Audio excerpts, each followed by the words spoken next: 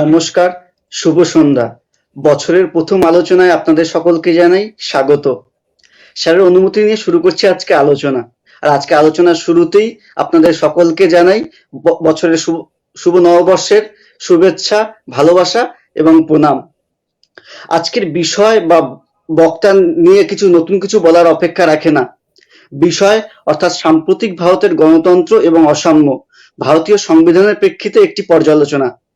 শুধুমাত্র রাষ্ট্রবিজ্ঞানের শিক্ষার্থী নয়, রাষ্ট্র ব্যবস্থা বা ভারতে বসবাসকারী প্রত্যেক সুনাগরিক এই বিষয়ের সাথে একাত্মবোধ করবে, এই আমাদের আশা। আর বক্তা তাকে নিয়ে নতুন করে কিছু বলারই অপেক্ষা রাখে না। আমরা যারা স্যারের পড়াশোনার ক্লাস করেছি বা ওই পরিমণ্ডলে যাদের থাকার সৌভাগ্য হয়েছে, তারা খুব ভালোভাবে রপ্তে রপ্তে জানি। আর তাছাড়া জেএনইউর মতো শিক্ষা প্রতিষ্ঠানে স্যারের অধ্যাপনা এবং যাদবপুরের মতো স্বনামধন্য শিক্ষা প্রতিষ্ঠানে স্যারের অধ্যাপক হিসেবে কাজ করা, এছাড়াও দেশ বিদেশের বিভিন্ন পত্র পত্রিকাতে স্যারের উত্থাপিত পত্র এবং তার বক্তব্য আমাদের সকলকে মোহিত করে।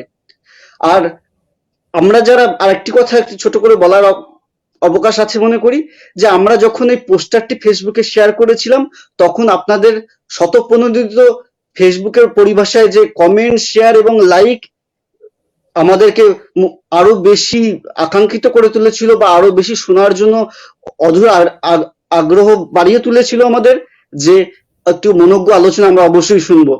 তাই সময় নষ্ট না করে এই যে সময়টা স্যারের কাছ থেকে আমরা পেয়েছি তাকে সর্বাধিক মনোজ্ঞ করে তুলতে, সর্বাধিক উপযোগ্য করে তুলতে আমি স্যারকে অনুরোধ করব। স্যার প্লিজ পূর্ব নির্ধারিত বিষয়ে আপনি আপনার আলোচনা যদি শুরু করেন। ওকে, অনেক অনেক ধন্যবাদ। শুনতে পাচ্ছ তো? হ্যাঁ স্যার, শুনতে পাচ্ছি। প্রত্যেকেই বিশেষ করে রাষ্ট্রবিজ্ঞান পাঠ্যচক্রের সঙ্গে যারা স্টুডেন্ট কমিউনিটি জড়িত আছে প্রত্যেকেই বিশেষ ধন্যবাদ এই ধরনের অল্টারনেটিভ ক্লাসরুম আয়োজন করার জন্য। এটা কেবলমাত্র শুধুমাত্র রাষ্ট্রবিজ্ঞানের স্টুডেন্টস বা রাষ্ট্রবিজ্ঞান নিয়ে যারা চর্চা করে তাদের জন্য নয়, এটা একটা বৃহৎ নাগরিক সমাজের জন্য এটা একটা ইম্পর্টেন্ট বিষয়।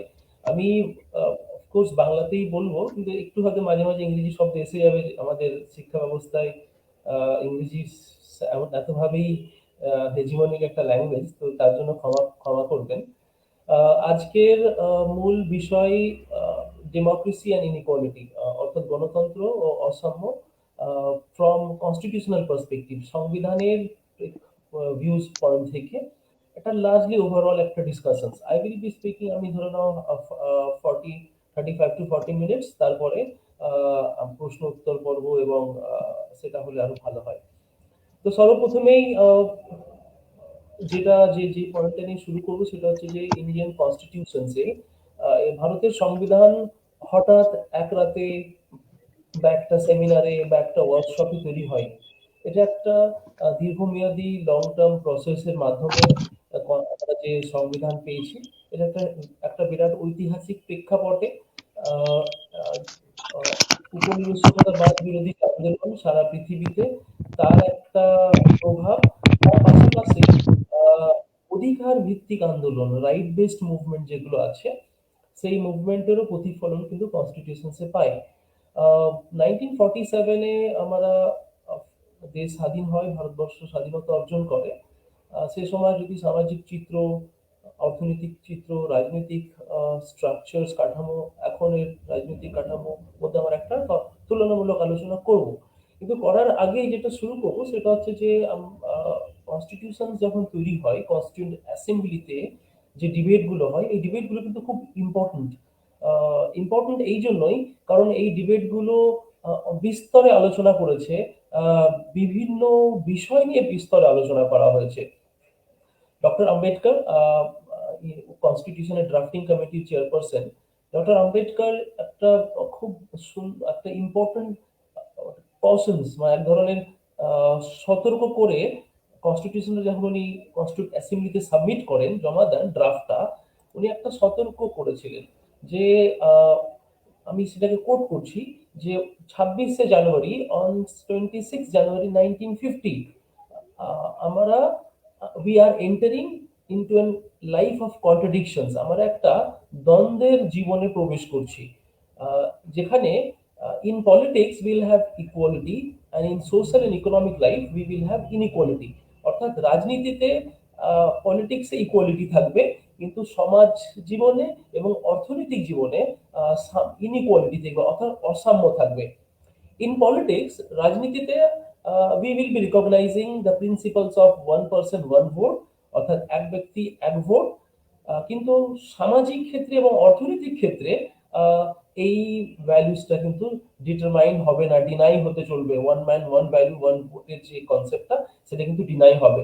উনি বলছেন, how long shall be continue to deny equality in our social and economic life, কতদিন পর্যন্ত আমরা ডিনাই করব সাম্যকে সামাজিক এবং অর্থনৈতিক জীবনে, কতদিন আমরা ডিনাই করে চলবো। ইফ উই কন্টিনিউ, আমরা যদি এটা চলাতেই থাকি, then we do so only by putting our political democracy in peril, অর্থাৎ রাজনীতি ডেমোক্রেসি এক ধরনের গণতন্ত্র তো ধ্বংস হবে। তার ফলে যার জন্যই we must remove this contradictions, এই কন্ট্রাডিকশনস এই দ্বন্দ্বকে যাতে করে রিমুভ করানো যায়, ইরাডিকেট করানো যায়, সরানো যায় আহ, আহ, যত আর্লিয়েস্ট পসিবল। এটা আমার কথা নয়, ডক্টর আম্বেদকরের কথা। তো ইরাডিকেট করা, এই অসাম্য সামাজিক জীবন এবং অর্থনৈতিক জীবন থেকে ইরাডিকেট করতে পারলেই আমরা এক ধরনের democracy in in it's sense, গণতন্ত্র যেটা আমরা বলি, সেটা আমরা বুঝতে পারবো। এটা কিন্তু একটা ইম্পর্টেন্ট ওয়ার্নিং ছিল। আরো অনেকগুলো ওয়ার্নিং ছিল, সেগুলো আমি একটু পরে আসবো। এই ওয়ার্নিংটা হচ্ছে যে সামাজিক এবং অর্থনৈতিক জীবনে কেন নিয়ে কথাটা বললেন।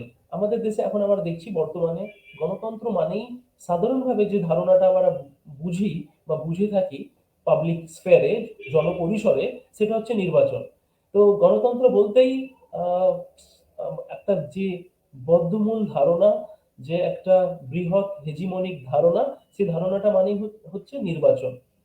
আসলে কিন্তু গণতন্ত্র, নির্বাচন একটা মাত্র প্রসিজিয়ারাল পার্ট, একটা কাঠামোগত একটা প্রসেস। ইলেকশন একটা হচ্ছে প্রসেস, ডেমোক্রেসির একটা পার্ট। কিন্তু ডেমোক্রেসি নির্বাচনে, গণতন্ত্র নির্বাচনেই শেষ নয়। তার ফলে গণতন্ত্রের একটা অ্যাসপিরেশনাল, একটা নরমেটিভ, একটা কেমন হওয়া উচিত, সেটা একটা ধারণা দেয়। আমাদের দেশের সংবিধান, অর্থাৎ ভারতের সংবিধান, এটা একটা খুব ইম্পর্টেন্ট কনস্টিটিউশনস, যেখানে শুধুমাত্র সেন্টার স্টেটের রিলেশনস কেমন হবে, ফিসকাল রিলেশনস অর্থাৎ অর্থনৈতিক রিলেশনস কেমন হবে, প্রাইম মিনিস্টারের পাওয়ার্স এন্ড ফাংশনস কি, প্রেসিডেন্সির পাওয়ার্স এন্ড ফাংশনস কি, কাউন্সিলস অফ মিনিস্টার কিভাবে গঠন হয়, আহ, শুধুমাত্র এইগুলো বিষয় নয়। এটা একটা ইম্পর্টেন্ট পার্ট, অ্যাডমিনিস্ট্রেটিভ পার্ট। কিন্তু কনস্টিটিউশনের যে মেন, যে রুট, যে হচ্ছে সোল, যে মেন আত্মা, যেটা মেন হার্ট, সেটা হচ্ছে directive principles of state policy, not even fundamental rights. Fundamental rights তো ফান্ডামেন্টাল, এটা নিয়ে আমার আলোচনা হওয়ার প্রয়োজনই নেই। সারা পৃথিবীতেই right to life, right two quality, এইগুলো তো ফান্ডামেন্টাল রাইটস। এটা নিয়ে তো আলাদাভাবে আলোচনা করে, এটা তো ধরে নেওয়া হয়। ফান্ডামেন্টাল রাইটসটা হচ্ছে universal in nature. Right to life, right two quality, right two liberty, এগুলো হচ্ছে ইউনিভার্সাল ইন নেচার। এগুলো নিয়ে আলাদাভাবে আলোচনা করার আহ, খুব বেশি অবকাশ নেই, মানে এটা তো হওয়া উচিত। যদিও সেটা আমরা, সেটাই মানুষ, সাধারণ মানুষ পায় না, সেটা আলাদা প্রশ্ন। কিন্তু মেন যে কনস্টিটিউশনস এর যে মেন ইম্পর্টেন্ট দিক, যেটা আমরা সাধারণত এড়িয়ে যাই, সেটা হচ্ছে ভারতের সংবিধানে directive principles of state policy part 4 এ। আর ডিরেক্টিভ প্রিন্সিপল অফ স্টেট পলিসিতে যদি আমরা ক্লিয়ারলি দেখি, ওটা একটা পরিষ্কার ভাবে আগামী দিনের ভারতবর্ষ, অর্থাৎ কনস্টিটিউশন যখন তৈরি হয়, ভবিষ্যতের ভারতবর্ষ কেমন হবে, তার একটা নকশা, তার একটা চিত্র কনস্টিটিউশন কিন্তু ইমাজিন করে। অর্থাৎ the idea of normative idea of constitutional India, constitutional visions of India, সেখানে কি থাকবে নর্মেটিভ এই আইডিয়াতে, সেখানে স্টেট, স্টেট কি করবে একদম পরিষ্কার ভাবে আর্টিকেল 38 এ, 38 এর 1, 32, 39 ক্লিয়ারলি ডিলস, পরিষ্কার ভাবে স্টেট বলছে যে state shall thrive to promote the welfare of the people by securing and protecting as effectively as it may a social order in which justice, justice of all forms, social justice, economic justice and political justice shall inform all the institutions of national life। অর্থাৎ রাষ্ট্র strive করবে, shall strive to promote the welfare of the people, জনগণের কল্যাণ এবং ভারতবর্ষের যে institutions গুলো আছে সেই ইনস্টিটিউশনস গুলোকে জাতীয় জীবনে সামাজিক ন্যায়, রাজনৈতিক ন্যায় এবং অর্থনৈতিক ন্যায়, এই তিনটে ন্যায় প্রতিষ্ঠা করবে। The state shall in particular strive to minimize the inequalities in income. এটা খুব কেয়ারফুলি শোনা উচিত। আমি কার্ল মার্কসের ডাস ক্যাপিটাল বলছি না, এটা আমাদের ইন্ডিয়ান কনস্টিটিউশনসের directive principle of state policy বলছে যে state shall in particular strive to minimize the inequalities in income and endeavor to eliminate inequalities in status, facilities and opportunities, not only amongst individuals but also among the group of people residing in different areas or engaging different vocations. এটা absolutely important একটা constitutional provision, যেটা হচ্ছে যে state রাষ্ট্র কাজ করবে strive to minimize the inequalities in income, অর্থাৎ ইনকামের যে ইনইকুয়ালিটি, অর্থাৎ উপার্জনের যে অসাম্য, সেটাকে মিনিমাইজ করবে। তার পাশাপাশি সমস্ত রকম প্রচেষ্টা, সমস্ত রকম প্রকল্প গ্রহণ করবে কিসের জন্য? এলিমিনেট ইনইকুয়ালিটিজ ইন স্ট্যাটাস, স্ট্যাটাসের ইনইকুয়ালিটি। সেটা আমরা জানি ভারতবর্ষের মতো সমাজে, যে সমাজে caste, class, gender, religion, language, regional regions এবং আরো অন্যান্য বিভিন্ন ধরনের যে পরিচিতিগুলো আছে, আইডেন্টিটিস গুলো আছে, এই আইডেন্টিটিস এর মাধ্যমে কিভাবে আমাদের সমাজে, ভারতীয় সমাজে এই যে ইনইকুয়ালিটিস গুলো আছে, যে স্ট্যাটাসের ইনইকুয়ালিটি গুলো আছে, সেটাকে দূর করবে, এলিমিনেট করবে। আর কি করবে? And opportunities, facilities and opportunities for all, not only for the individuals but also for the group of people. Like, this is very important. এটা একটা খুব important revolutionary in the sense, like একটা important constitutional এর principal, সেটা হচ্ছে যে income distribution inequality শুধু নয়, মানুষের সামাজিক যে মর্যাদা, সোশ্যাল স্ট্যাটাস, সেই স্ট্যাটাসটা দূর করবে। তার পাশাপাশি ব্যক্তির জন্য এবং গ্রুপ ইনইকুয়ালিটিস, যেটা এখানে অনেকে জিনিসটা বুঝতে অসুবিধা হয় অনেকের। ইকুয়ালিটি ব্যক্তিগত জীবনে, ইন্ডিভিজুয়াল লাইফে, অ্যাজ ওয়েল অ্যাজ কালেকটিভ লাইফে, group inequalities. For example, country like India, অনেক দেশেই আছে যেখানে কাস্টের ভিত্তিতে, যেখানে ধর্মের পরিচিতির ভিত্তিতে, যেখানে ভাষার পরিচিতির ভিত্তিতে, এথনিসিটির ভিত্তিতে আমরা দেখি শুধু ব্যক্তির এগেনস্টে নয়, বরঞ্চ একটা গ্রুপও ডিসক্রিমিনেট হয়। তো যার ফলে constitutions of India very much recognising the principles of রেকগনিশনস and redistribution, যেটা আমরা খুব রিসেন্ট পলিটিক্যাল থিওরি ভাষায় বলি, the politics of recognitions and politics of redistributions. তো যার ফলে কনস্টিটিউশনস এর ডিরেক্টিভ প্রিন্সিপালস এর প্রহিবিশনসটা কিন্তু খুব ইম্পর্টেন্ট। রাষ্ট্রকে ডিরেক্ট করছে যে রাষ্ট্রে যাতে করে গ্রুপের ইনইকুয়ালিটিসও দূর করে এবং ইন্ডিভিজুয়াল ইনইকুয়ালিটিসও দূর করে। ইনইকুয়ালিটিস অফ ইনকাম, ইনইকুয়ালিটিস এর সাথে সাথে সোশ্যাল স্ট্যাটাসের ইনইকুয়ালিটিসও যাতে দূর করা হয়। তার পাশাপাশি 39 আর্টিকেল ওটা পরিষ্কারভাবে বলছেন যে the state shall in particular direct its policy towards securing, কি সিকিউর করবে? that the citizens, men and women equally, have right to have adequate means of livelihood. Therefore, right to livelihood is a constitutional rights. এটা কোনো রাষ্ট্রের বা কোনো political রাজনৈতিক দলের বা কোনো কর্পোরেশনের দয়া নয়। নাগরিক একটা তার respectable, dignified means of adequate means of livelihood is a constitutional rights of all the citizens. তার পাশাপাশি the ownership, স্টেটের পলিসি থাকবে যে সিকিউর করবে that the ownership and control of material resources of the community are so distributed as best to subvert the idea of common goods. অর্থাৎ material যে আছে resource, material resource, সেই সেইগুলো যাতে একটা ইকুইটেবল ডিস্ট্রিবিউশন হয়, যাতে করে common goods, education as a common good, public health as a common good, common resource like water, coal, this are all common goods. এই কমন সম্পদগুলো যাতে করে কোনো রকমের ব্যক্তিগত ওয়েলথ ক্রিয়েট না হয়, যার ফলে একটা ডিস্ট্রিবিউশনস এর কনসেপ্ট কিন্তু পরিষ্কারভাবে কনস্টিটিউশনস বলছেন। তার পাশাপাশি the operations of the economic system does not result into concentrations of wealth and means of productions to the common detriment. এটাও ইম্পর্টেন্ট একটা প্রিন্সিপাল যে অর্থনৈতিক যে সিস্টেম, এই অর্থনৈতিক সিস্টেমটা কোনো সময় যেন ওয়েলথের কনসেন্ট্রেশন কোনো ইন্ডিভিজুয়াল বা কোনো ব্যক্তির দিকে না যায়। এটা এক ধরনের আহ, আহ, একটা কমন ডিস্ট্রিবিউশনাল প্রসেসের কথা বলা হচ্ছে। তার পাশাপাশি equal rights and equal pay, সম কাজের সম বেতন বিটুইন মেন অ্যান্ড উইমেন। আমরা দেখি ভারতবর্ষের নয়, সারা পৃথিবীতেই অ্যাবসলিউটলি জেন্ডার বেসড ইনইকুয়ালিটি, অর্থাৎ সমান কাজের সমান বেতন হয় না। হয়তো পাবলিক সেক্টরসে সেটা কিছুটা আছে, ইনশিওর করা আছে, কিন্তু আমরা দেখছি huge domain of private sectors, সেই প্রাইভেট সেক্টরসে আমরা দেখছি যে ম্যাসিভলি হিউজলি এই ইনইকুয়ালিটিস রয়েছে between the men and women. তো কনস্টিটিউশনস কিন্তু এই প্রহিবিশনসটা খুব ক্লিয়ারলি বলছেন। তার পাশাপাশি আমি ওটার সময় দেবো না, উই হ্যাভ লিমিটেড টাইম। তার পাশাপাশি কনস্টিটিউশনস ওয়ার্ক প্লেসের কথা বলছেন, পাবলিক হেলথের কথা বলছে, কনস্টিটিউশনস এর প্রমিস রয়েছে। এই কথাগুলো হয়তো এখন মানুষ বললে ভাববে হয়তো যে ইউ আর স্পিকিং লাইক এক ধরনের একটা একটা গ্রুপ তৈরি মানে শ্রেণী তৈরি হয়েছে, একাডেমিক্সে আছে, পলিটিক্সে আছে, যে এই কথাগুলো বলা মানেই এক ধরনের একটা রাজনৈতিক ফ্রেমে বন্দি করে দেওয়া, মানে তারা ভাবে যে এটা এক ধরনের শুধু মার্কসিস্ট ল্যাঙ্গুয়েজের কথা।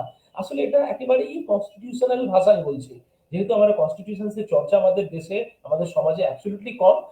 ডক্টর আম্বেদকর খুব পরিষ্কারভাবে বলছেন যে আমাদের সমাজে, ভারতীয় সমাজে ডেমোক্রেসি কিন্তু আমাদের মাটিতে, অর্থাৎ আমাদের সমাজে কিন্তু ডেমোক্রেসি শুরু থেকে ছিল না কোনো সময়। It has never been a Democratic country in that sense.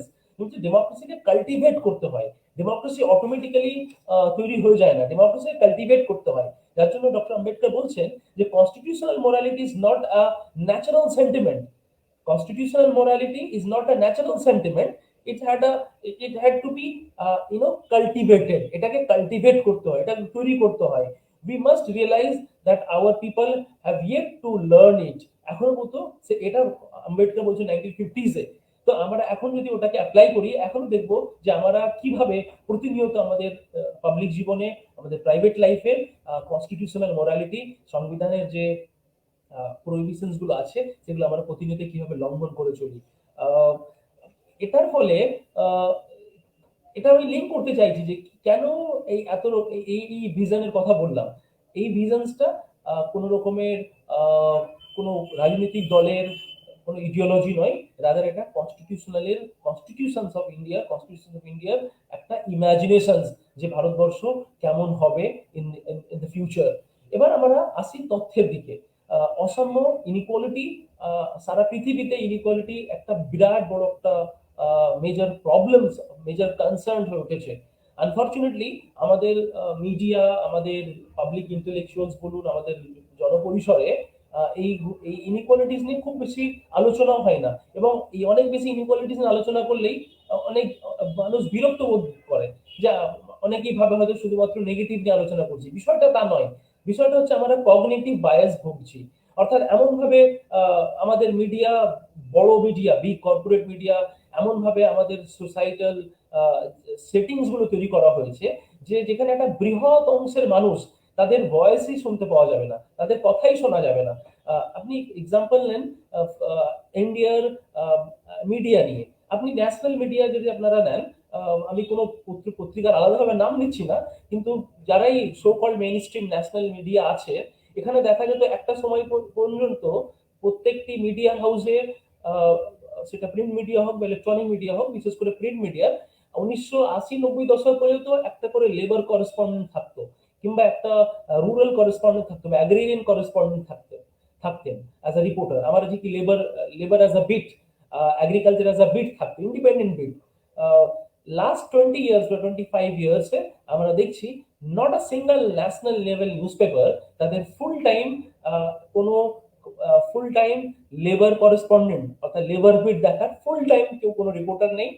Same case with agriculture, full time agriculture reporter অর্থাৎ rural agriculture reporter full time নেই। যেটা আছে ওটা হচ্ছে যে agri marketing, agri business, no all those fancy new areas which have emerge.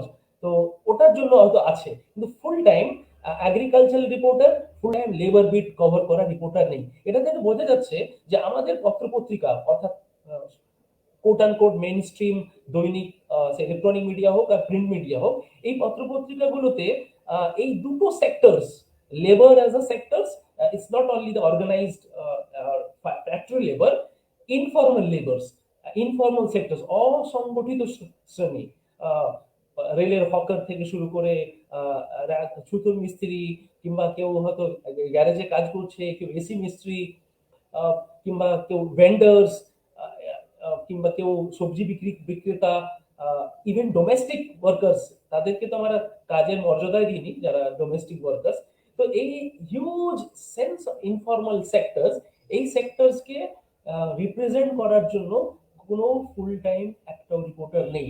তো তাদের news থেকে কমপ্লিটলি আমরা আশা করব যে এটা একটা ভারতবর্ষের বৃহৎ নিউজ হবে, ওটা অ্যাবসলিউটলি মিসলিডিং। তাই জন্য যারা এই পলিটিক্যাল সায়েন্স বা সোশ্যাল সায়েন্সের রিসার্চ স্কলার্স যারা এখানে আছেন বা স্টুডেন্টস যারা আছেন, তাদেরকে খুব ক্লিয়ারলি বুঝে নিতে হবে যে বর্তমান তথাকথিত ন্যাশনাল বলুন আর মেইন স্ট্রিম নিউজ পেপারের উপরে ভিত্তি করে কেউ যদি রিসার্চ করে, I am sure she or he will be একবারে মিসগাইডেড হবে।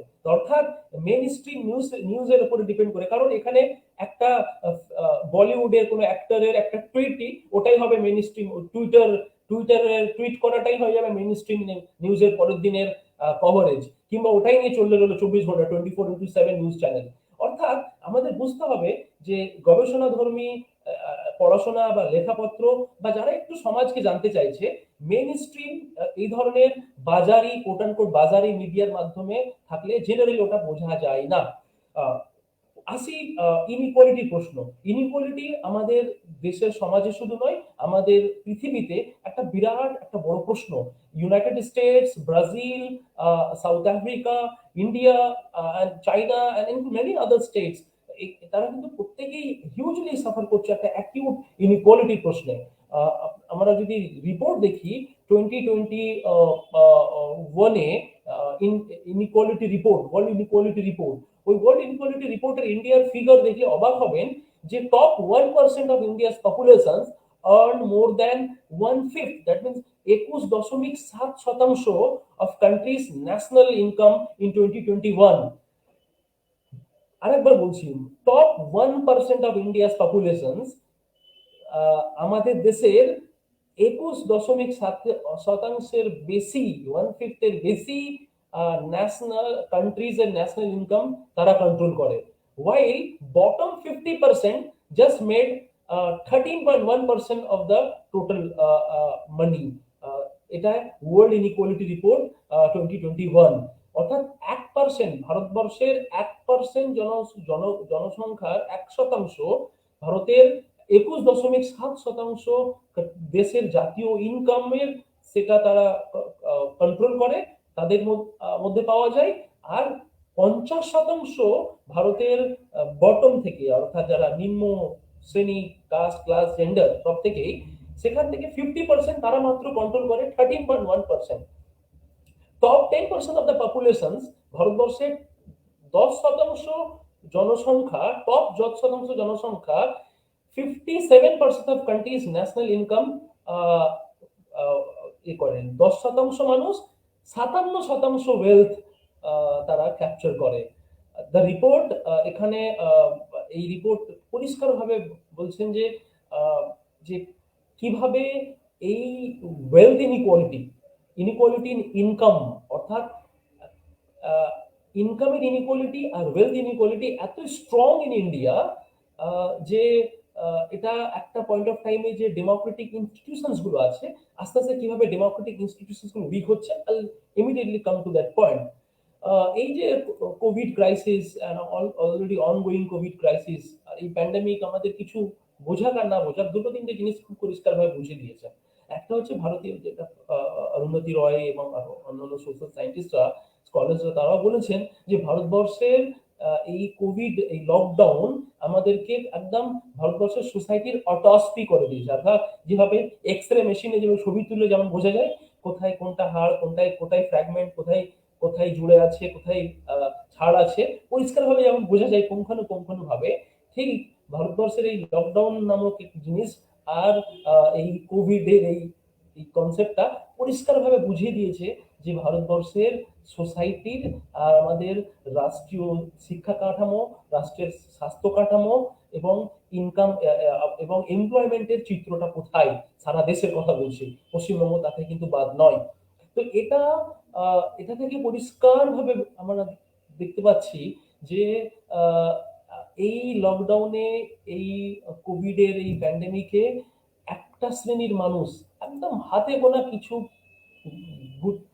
কপিতয় কতিপয় ব্যক্তি, ইন্ডাস্ট্রিয়ালিস্ট, তাদের যেভাবে ওয়েলথ ইনক্রিজ হয়েছে, আহ, আমাদের সকলেরই বন্ধু শ্রী মুকেশ আম্বানি, ওনার ওয়েলথ এই লাস্ট এই প্যান্ডেমিকের ইয়ারে ওনার 35% ওয়েলথ ইনক্রিজ হয়েছে। অর্থাৎ আমি যে রিপোর্ট, খুব ভালো reporter Jagriti Chandra the হিন্দুতে report করছেন যে ইন্ডিয়ার বিলিয়নারিজ যারা আছেন তাদের ওয়েলথ ইন ওভারঅল 35% বৃদ্ধি পেয়েছে। মানে তারা নর্মাল সময় অর্থাৎ নন কোভিড টাইমে যে তাদের যে ইনকাম ছিল, কোভিড এর টাইমে তাদের ইনকাম 35% বেড়েছে। এটা তারা Oxfam India report, Oxfam inequality report, অক্সফ্যামের রিপোর্ট বলছে যে ইনইকুয়ালিটি ভাইরাস রিপোর্ট, এটা ইনইকুয়ালিটি একটা ভাইরাসের সঙ্গে তুলনা করছে যে কিভাবে ইনইকুয়ালিটি একটা সোসাইটিকে কিভাবে আহ, এক ধরনের এমন একটা পর্যায়ে পুষ্ট করে দিয়েছে, ফেলে দেওয়া হচ্ছে যে there is point of no return.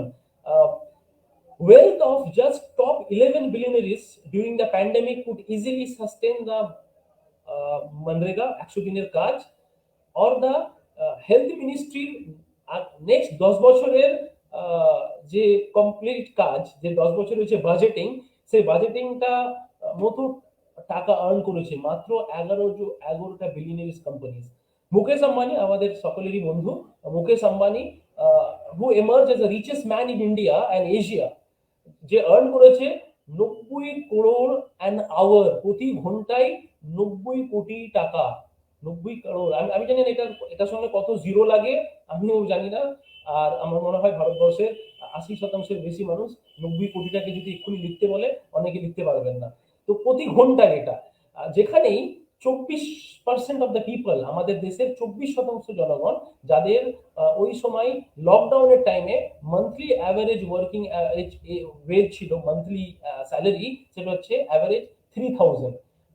একটা বিরাট শতাংশ মানুষ, আহ, যেটা কিনা ভারতবর্ষের হিউজ 24% ভারতের জনসংখ্যা, মানে প্রায় 30-35 কোটি মানুষ, তাদের মাসের অ্যাভারেজ স্যালারি হচ্ছে 3000 টাকা। আর আমাদের সকলের বন্ধু মিস্টার মুকেশ আম্বানি, তার ইনকাম ঘন্টায় 90 কোটি টাকা। এটা কোনো সুস্থ সমাজের লক্ষণ নয়। মানে মেবি দের আর ক্রিটিক্স, হয়তো অনেক ক্রিটিক আছে যে এটা আজাদি আছে, যে যার ব্যবসা করতে পারে, কিন্তু কনস্টিটিউশন কি বলছে, এই লেভেলে যদি গ্লেরিং ইনইকুয়ালিটিস থাকে, ইনইকুয়ালিটিসের যদি এইটা ফিউচার হয়, সেটা কোনো সময় একটা সোশ্যাল ডেমোক্রেসি, কোনো সময় একটা সুস্থ গণতন্ত্রের লক্ষ্য নয়। এই টাকায় যে ইনক্রিজ হয়েছে ওয়েলথ, মুকেশ আম্বানির এই ওয়েলথ ইনক্রিজটা 40 crore ইনফর্মাল ওয়ার্কার্স, অর্থাৎ অসংগঠিত সেক্টরের যারা শ্রমিক আছেন, 40 কোটি এরকম শ্রমিককে পোভার্টি থেকে মানে উপরে নিয়ে চলে আসতে পারে, অর্থাৎ পোভার্টি থেকে বাদ দিয়ে দিতে পারে অ্যাটলিস্ট ফর 5 মান্থ, 5 মাস তাদেরকে আউট অফ পোভার্টি রাখতে পারে এই ওয়েলথটা। তো যার ফলে এটা তো শুধু আমি ইনকাম ইনইকুয়ালিটি বললাম, হেলথের ইনইকুয়ালিটি অ্যাবসলিউটলি ডিসমাল আমাদের দেশে। আমি তো গভর্নমেন্টের এনএফএইচএস এর ডেটা যদি দেখুন, national family health survey data, NSSO data, এই ডেটাগুলো থেকে পরিষ্কার বোঝা যায় যে ঠিক কোন লেভেলে আমাদের দেশের 30%-এর বেশি মানুষ প্রত্যেক বছর, একটা পার্টিকুলার ক্লাস প্রত্যেক বছর দেউলিয়া হয়ে যায়, ব্যাংক্রাফট, লিটারেলি ব্যাংক্রাফট হয়ে যায়, শুধুমাত্র স্বাস্থ্য ব্যবস্থার চিকিৎসা যোগান দেওয়ার জন্য। আমরা দেখি যে কিভাবে আহ, হাজার হাজার নয়, লক্ষ লক্ষ মানুষ ইস্টার্ন ইন্ডিয়া, নর্থ ইস্ট থেকে, আসাম, উড়িষ্যা, ওয়েস্ট বেঙ্গল থেকে মানুষ যাচ্ছে সাউথের দিকে, ভেলোরে, কেউ খ্রিস্টান মেডিকেল কলেজ, কেউ যাচ্ছে ব্যাঙ্গালোর। ওটা একটা আলাদা ইকোনমি গ্রো করেছে। এনিহাউ সামহাউ খ্রিস্টান মেডিকেল কলেজের, সিএমসির তাদের একটা ফিলান্থ্রপিক আউটলুক আছে, একটা সোশ্যাল ভ্যালুজ আছে বলে যে সেখানে মানুষ যায়। মানে কেন মানুষ যাচ্ছে, কি লেভেলে আমাদের দেশে আপনারা যদি অক্সফ্যামের ইনইকুয়ালিটি, ইন্ডিয়া ইনইকুয়ালিটি রিপোর্ট দেখেন, অক্সফ্যামের India inequality report 2021, Oxfam inequality report 2021 clearly বলছেন যে ভারতবর্ষের যে হেলথ এক্সপেন্ডিচার, জিডিপির যে শতাংশের হেলথ এক্সপেন্ডিচার, ব্রাজিলের 9.2, সাউথ আফ্রিকার 8.1,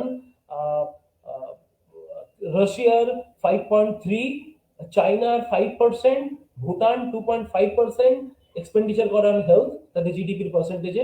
শ্রীলঙ্কা, আমাদের প্রতিবেশী দেশ, শ্রীলঙ্কা 1.6। আর আমাদের দেশ অর্থাৎ ভারতবর্ষের হেলথের জিডিপির পার্সেন্টেজ হচ্ছে 1.25। The low priority given to health expenditure is also reflected in different other sectors। মানে এর যে কি ধারণা হতে পারে, আমাদের শহরে মধ্যবিত্তর মানুষের কোনো কনসেপ্টই নেই যে হেলথ ইনইকুয়ালিটি কিভাবে একটা পরিবারকে এবং একটা সমাজকে ব্যাংকরাপ্ট করে তোলে, অর্থাৎ দেউলিয়া করে দেয়। তো কনস্টিটিউশনসের যে ডিরেক্টিভ প্রিন্সিপালস অফ স্টেট পলিসিতে যে হেলথ ইনইকুয়ালিটির কথা বলা হয়েছে, ইনকাম ইনইকুয়ালিটি রিডিউসের কথা বলা হয়েছে, একটা সুস্থ সমাজ ব্যবস্থার কথা বলা হয়েছে। সেই সমাজ ব্যবস্থা আমরা যদি এখন মেলাই, এরকম নয় যে হঠাৎ করে দেশে এরকম হয়েছে, আস্তে আস্তে হয়েছে। কিভাবে আস্তে আস্তে পাবলিক জনশিক্ষা, জনস্বাস্থ্য আস্তে আস্তে আস্তে এগুলোকে এক ধরনের কমপ্লিটলি ডিবেট থেকে বাইরে করে দেওয়া হয়েছে। Professor Amartya Sen, professor George তাদের নিজস্ব তাদের রিসার্চ কাজে পরিষ্কারভাবে দেখা যায়, ওনারা আর্গিউ করছেন, ওনারা বলছেন যে যখন থেকে ভারতীয় মিডল ক্লাস বা ভারতের মধ্যবিত্ত শ্রেণী সরকারি স্বাস্থ্য এবং সরকারি স্কুল থেকে নিজেদেরকে উইথড্র করেছে, অর্থাৎ একটা পয়েন্ট অফ টাইমে কি ছিল, আমাদের গ্রামের, আমাদের শহরের মধ্যবিত্ত সমাজ যারা কিনা পলিসিতে ইনফ্লুয়েন্স করে হিউজলি, এলিটরা পলিটিক্সে খুব বেশি হিউজ ইনফ্লুয়েন্স করতে পারে না, মিডল ক্লাস কিন্তু ডেমোক্রেসিতে খুব ইনফ্লুয়েন্স করতে পারে। তো যখন থেকে মধ্যবিত্ত শ্রেণী ভারতীয় শিক্ষা ব্যবস্থা, সরকারি শিক্ষা ব্যবস্থা এবং সরকারি স্বাস্থ্য ব্যবস্থা থেকে নিজেদেরকে দূরে সরিয়ে নিয়েছেন, উইথড্র করেছেন, আস্তে আস্তে আস্তে আস্তে আমরা দেখছি হেলথ সিস্টেমটা কিভাবে কোলাপস করেছে। আপনি আপনার চারপাশে গ্রামের স্কুলগুলো দেখুন, বা আপনাদের শহরের, কলকাতা শহরেরও যে কলকাতা মিউনিসিপাল কর্পোরেশনের প্রাইমারি স্কুল বা সরকারি স্কুলগুলো দেখুন, সে হয় সেখানে অ্যাবসলিউটলি ড্রপ আউট, সেখানে স্টুডেন্টস নেই, কোনো জায়গায় শিক্ষক নেই, কোনো স্কুলে একটা পুরো প্রাইমারি স্কুলে একজন মাত্র শিক্ষক। আবার এখন নতুন কনসেপ্ট হচ্ছে সিভিক টিচার, মানে সিভিক পুলিশের মতো আর কি, গেস্ট টিচার, যেমন ফ্রিল্যান্সার জার্নালিস্ট হয় এবং ফ্রিল্যান্সিং টিচার্স। আর একটা বিরাট একটা ইন্ডাস্ট্রি গড়ে উঠেছে এই অনলাইনের ফ্রি কোচিং ইন্ডাস্ট্রি। এই নট ফ্রি, মানে ফ্রি দেখায়, কিন্তু এই যে একটা কোচিং ইন্ডাস্ট্রি, এবং এই কোচিং ইন্ডাস্ট্রি গুলো এটার সঙ্গে সরকারও সামহাও লিঙ্ক থাকে। যে এই যে প্রাইভেটাইজেশন, র্যাম্পান্ট প্রাইভেটাইজেশন হয়েছে, এই নিও লিবারাল ইকোনমিকের র্যাম্পান্ট প্রাইভেটাইজেশনের ফলে যেটা হয়েছে যে আস্তে আস্তে আস্তে আস্তে সরকারি শিক্ষা ব্যবস্থা, সরকারি স্বাস্থ্য ব্যবস্থা আস্তে তৈরি হচ্ছে। আমরা দেখছি অনেক বেশি যে হেলথ স্কিমস গুলো তৈরি হচ্ছে বা এডুকেশনাল স্কিমস গুলো হচ্ছে, এই স্কিমস গুলো এমন ডিজাইন করা হচ্ছে গ্লোবালি, এটা শুধু ভারতবর্ষের নয় বা শুধু পশ্চিমবঙ্গ নয়, সারা পৃথিবীতেই এমন ভাবে ডিজাইন করা হচ্ছে যে আপনাকে ইন্স্যুরেন্স নিতে হবে, আপনাকে ক্রেডিট নিতে হবে। এই যে credit base education system, insurance base health system, এই insurance base credit base health system কোনো সময় একটা সুস্থ সমাজের লক্ষণ হতে পারে না। একটা ওয়ান পয়েন্ট অফ টাইম যে অ্যাক্সেস টু পাবলিক এডুকেশন আর access to public health care system আস্তে আস্তে আস্তে আস্তে গরিব মানুষ, আর এই গরিব মানুষের সংখ্যাটা কিন্তু হিউজ, নাগালের বাইরে চলে যাচ্ছে। যার ফলে আমরা আমাদের শিক্ষা ব্যবস্থায় অসাম্য ক্রিয়েট করেছি। পুয়ার টার্গেটেড পলিসি হয়েছে যে education for poor, health for poor. যত বেশি এইগুলো টার্গেটেড পলিসি হবে, তত বেশি এগুলো ইনস্টিটিউশন গুলো উইক হবে। Poor education, health for poor and education for poor transform করবে পুয়ার হেলথ এন্ড পুয়ার এডুকেশনে। অর্থাৎ কেউ বলার লোক থাকবে না। সরকারি ইউনিভার্সিটিতে, সরকারি শিক্ষা ব্যবস্থায়, সরকারি স্কুলে, সরকারি স্বাস্থ্য কেন্দ্রগুলোতে যদি মধ্যবিত্ত শ্রেণী বা যারা ইনফ্লুয়েন্সের গ্রুপস, তারা যদি পার্টিসিপেট না করে, আস্তে আস্তে আস্তে আস্তে ওখানে কোনো মনিটরিং থাকবে না, কোনো অ্যাকাউন্টেবিলিটি থাকবে না। এর ফলে স্লোলি এই ইনস্টিটিউশন গুলো ভিতর থেকে নিজে থেকেই উইক হয়ে ডেথ হয়ে যাবে, ডিক্লাইন করে যাবে, ডিক্লাইনের পরে ডেথ হবে। আমরা এখনো পর্যন্ত ওই পর্যায়ে পৌঁছায়নি। Still we have time in their situations, যে ইনস্টিটিউশন গুলো এখনো পর্যন্ত রয়েছে, কারণ একটা বিরাট সংখ্যক মানুষ এটার সঙ্গে ডিরেক্টলি ইনভলভ আছে, এই পাবলিক ইনস্টিটিউশন, হেলথ কেয়ার আর এডুকেশনের সঙ্গে। কিন্তু আগামী দিন এমন একটা দিন আসতে চলেছে, এখন অলরেডি তার অনেক লক্ষণ অলরেডি আমরা দেখতে পাচ্ছি। এটা যদি এখন কার্ভ না করা যায়, কেন আমি এই কথাটা বলছি, কারণ আমাদের যে রিসার্চার্সরা যিনি রিসার্চ করছে, এই রিসার্চ গুলো কোনো ক্রিটিক্যালিটি রিসার্চের খুব কম পাওয়া যাচ্ছে। মানে যেভাবে আমাদের জার্নালিস্ট গুলো তৈরি হয়েছে, মিডিয়া হাউস গুলো দেখবেন যে কোনো রকমের ক্রিটিক্যাল প্রশ্ন, ক্রিটিক্যাল ভাবে দেখার কোনো জায়গা নেই। ঠিক এভাবেও আমাদের রিসার্চ, আগামী দিনে যে রিসার্চও আস্তে আস্তে যেদিকে এগোচ্ছে, সে অ্যাকচুয়ালি একটা মার্কেট ড্রিভেন রিসার্চ হচ্ছে। এই মার্কেট ড্রিভেন রিসার্চের ফলে কি হবে, যে যে ক্রিটিক্যালিটি ইন রিসার্চ, যে একটা ক্রিটিক্যাল আউটলুক থাকবে, সে আউটলুকটা আমরা আস্তে আস্তে উইক হচ্ছে। আর এই উইক হওয়ার ফলে কি হচ্ছে, ডেমোক্রেসি উইক হচ্ছে। আনাদার ইম্পর্টেন্ট পয়েন্ট, যে পয়েন্টটা আমি রেজ করতে চাইছি, খুব ইম্পর্টেন্ট পয়েন্ট ফর রিসার্চার্স, যে যেভাবে আমাদের সিস্টেমে, পাবলিক সিস্টেমে ডেটা অর্থাৎ তথ্য, একটা পয়েন্ট অফ টাইমে কি হবে, আপনার কাছে তথ্যই থাকবে না, তথ্যগুলো সব টুইস্টেড ইনফরমেশন থাকবে।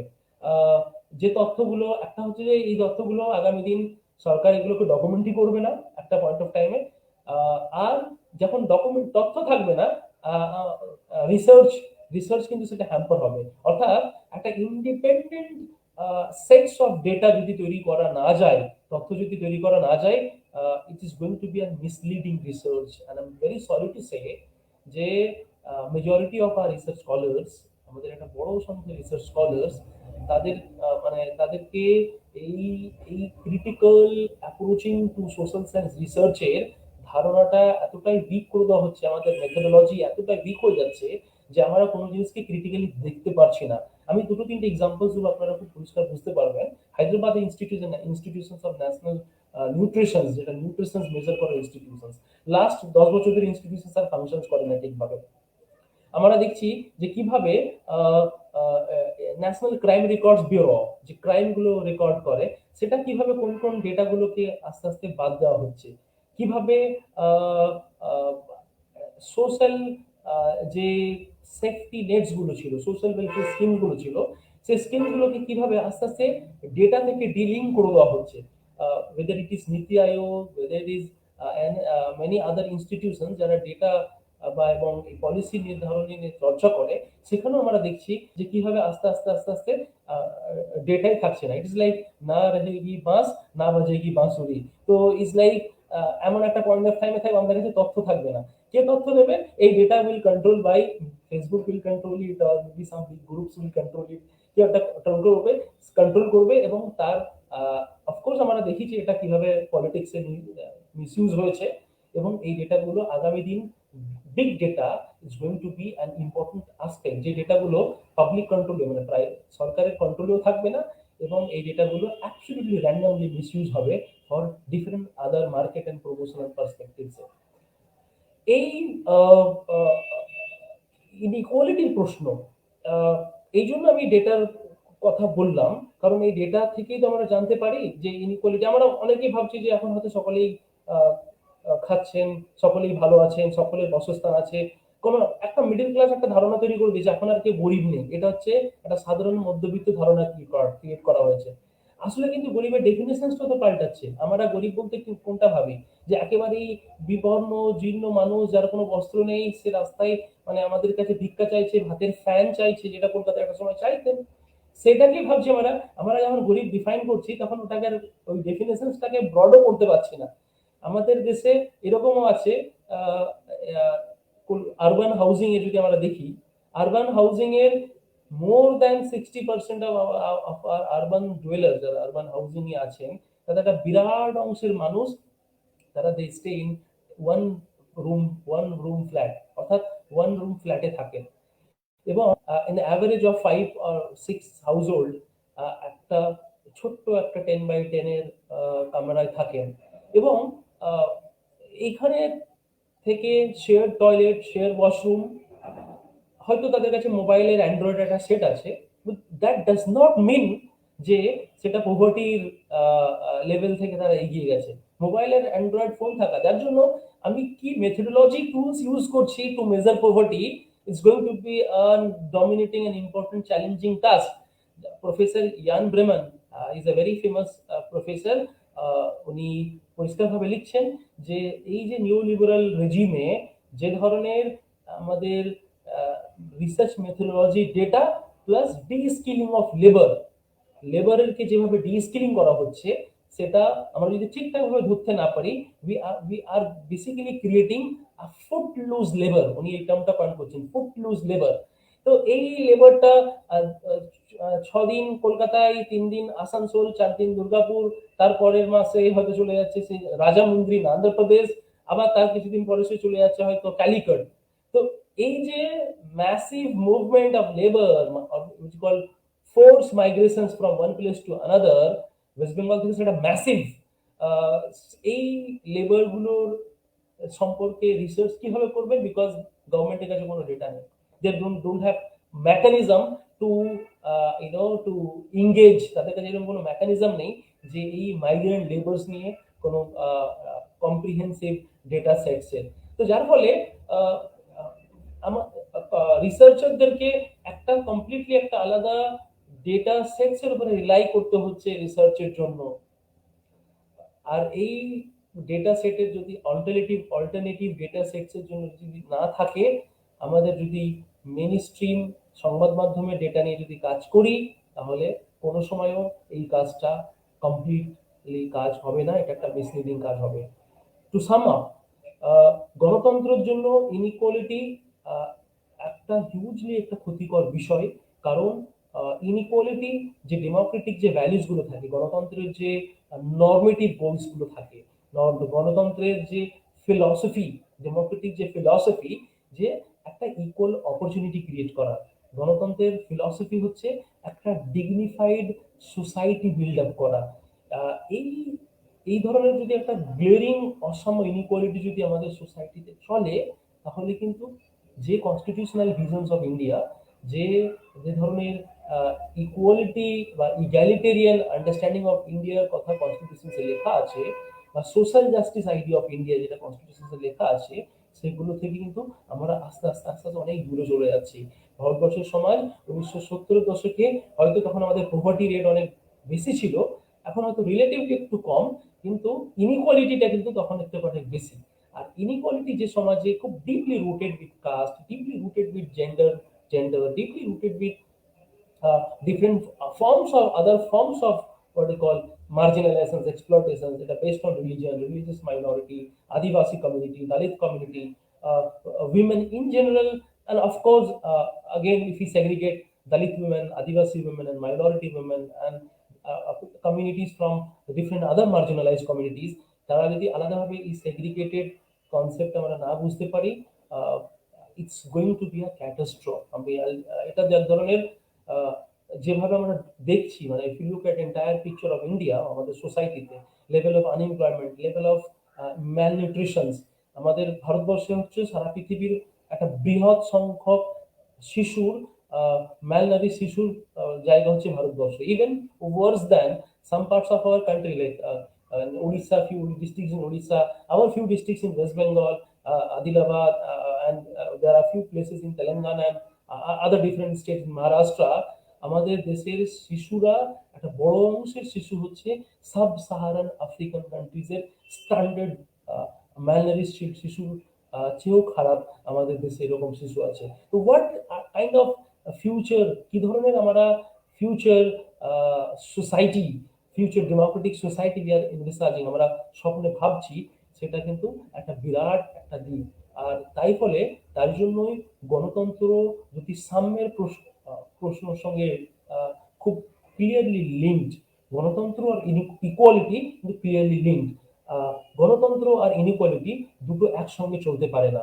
তাহলে হয় গণতন্ত্রকে বিসর্জন দিতে হবে, আর গণতন্ত্র রাখতে গেলে ইনইকুয়ালিটিকে বর্জন করতে হবে। তো ইনইকুয়ালিটি আর ডেমোক্রেসি দুটো এক অপরে চলতে পারে না। আমরা যে এমন একটা ব্যবস্থা তৈরি করেছি, দুটোকে গণতন্ত্রের এক ধরনের মোড়ক দেখিয়ে ইনইকুয়ালিটির সঙ্গে নিয়ে চলার চেষ্টা হচ্ছে। এই চেষ্টাটা আহ, ভারতবর্ষের বৃহৎ সংখ্যক মানুষকে এমন একটা জায়গায় পুশ করছে, ঠেলে দিচ্ছে, যেখান থেকে ফিরে আসা সম্ভব হবে না। With this words I will like to end here. যদি কারোর কিছু প্রশ্ন, কোনো কমেন্টস যদি থাকে, please feel free. Thank you.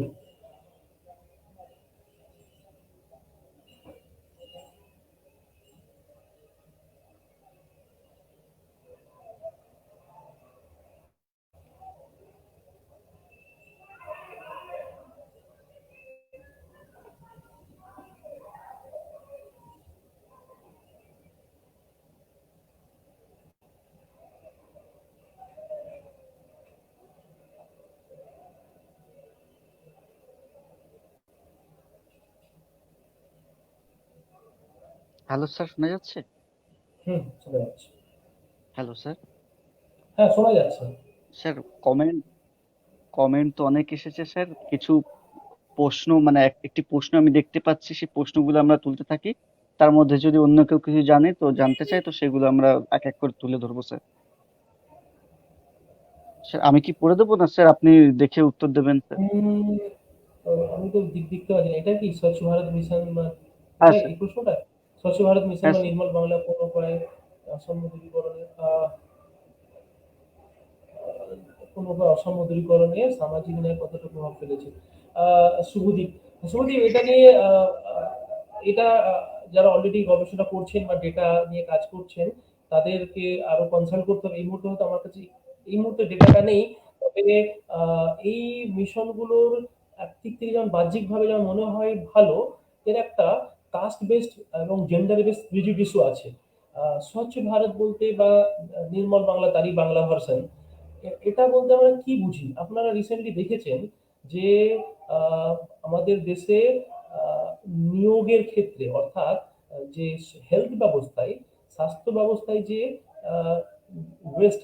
Waste management যেগুলো করেন, বা আরবান স্যানিটেশনস, বা আরবান যে যারা যে একটা বিরাট বড় গ্রুপ, কাস্ট গ্রুপ বলতে গেলে চলে, তাদেরকে কিভাবে এক ধরনের অপ্রেসড করে, এটা এক ধরনের স্টিগমাটাইজ জব।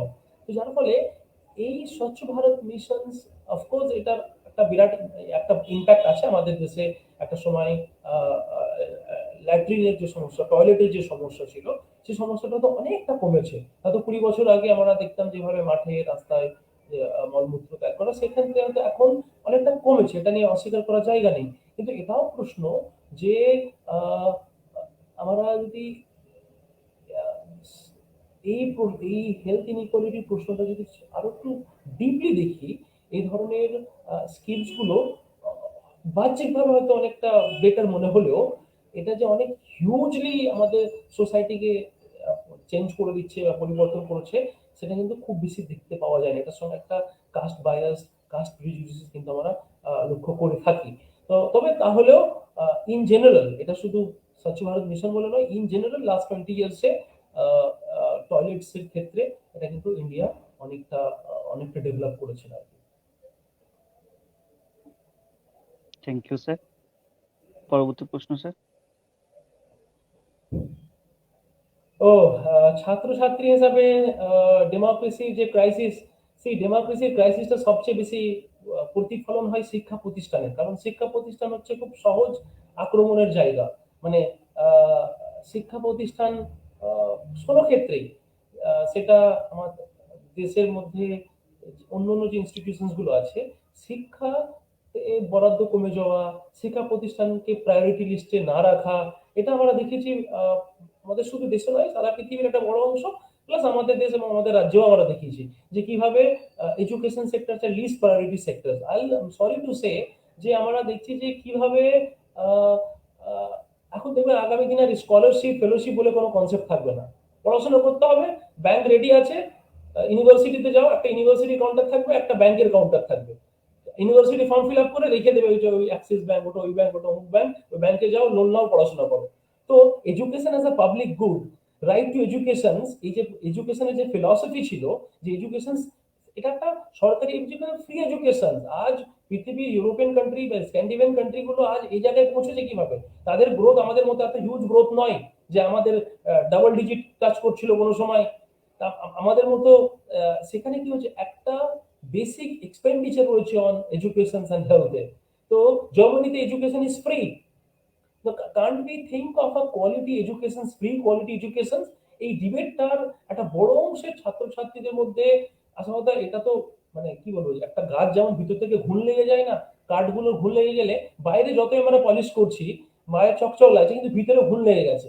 অর্থাৎ আমাদের শিক্ষা ব্যবস্থাটা এমন ভাবে ঘুণ লেগেছে যে আমাদের ছাত্রছাত্রীদেরকে বোঝাতেই দিচ্ছে, বুঝতেই পারে।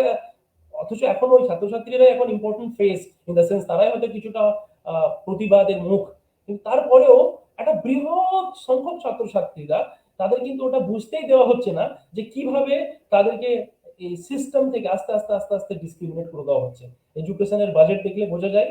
আর এই তাই একটা কথাই বলি যে শিক্ষা ক্রেডিটের সঙ্গে জুড়ে দেওয়া হচ্ছে, আর স্বাস্থ্য ইন্স্যুরেন্সের সঙ্গে জুড়ে দেওয়া হচ্ছে। তো অর্থাৎ ছাত্রছাত্রী হিসাবে নয়, শুধু প্রত্যেক নাগরিকের কর্তব্য, ইনক্লুডিং টিচিং কমিউনিটি, প্রত্যেক মানুষের কর্তব্য যে আগামী দিন যদি যাদবপুর না থাকে বা প্রেসিডেন্সি না থাকে, কল্যাণী না থাকে, কোচবিহার ইউনিভার্সিটি না থাকে, অর্থাৎ সরকারি শিক্ষা ব্যবস্থা যদি না থাকে, আমাদের ছেলে মেয়েদেরকে ওপি জিন্দাল আর শিব নাডার আর ওইভাবে যেতে হবে, যেখানে আর বাংলাও দেখেছি আমরা প্রায় 2 ডজন, 1 ডজনের বেশি প্রাইভেট ইউনিভার্সিটি, আমি এদেরকে বলি 2 BHK ইউনিভার্সিটি, 2 BHK ইউনিভার্সিটি তৈরি হবে।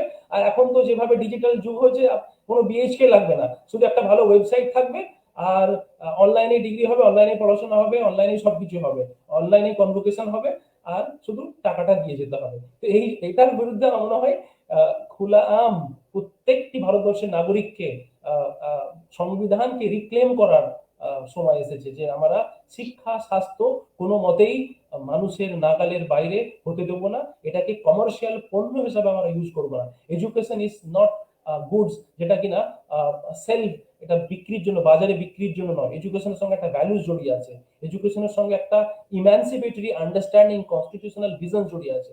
অর্থাৎ ছাত্রছাত্রী হিসাবে, শিক্ষক হিসাবে, শিক্ষাকর্মী হিসাবে আমাদের প্রত্যেকের উচিত ডেমোক্রেসিকে নট অনলি প্রিজার্ভ, ডেমোক্রেসিকে প্রমোট করা।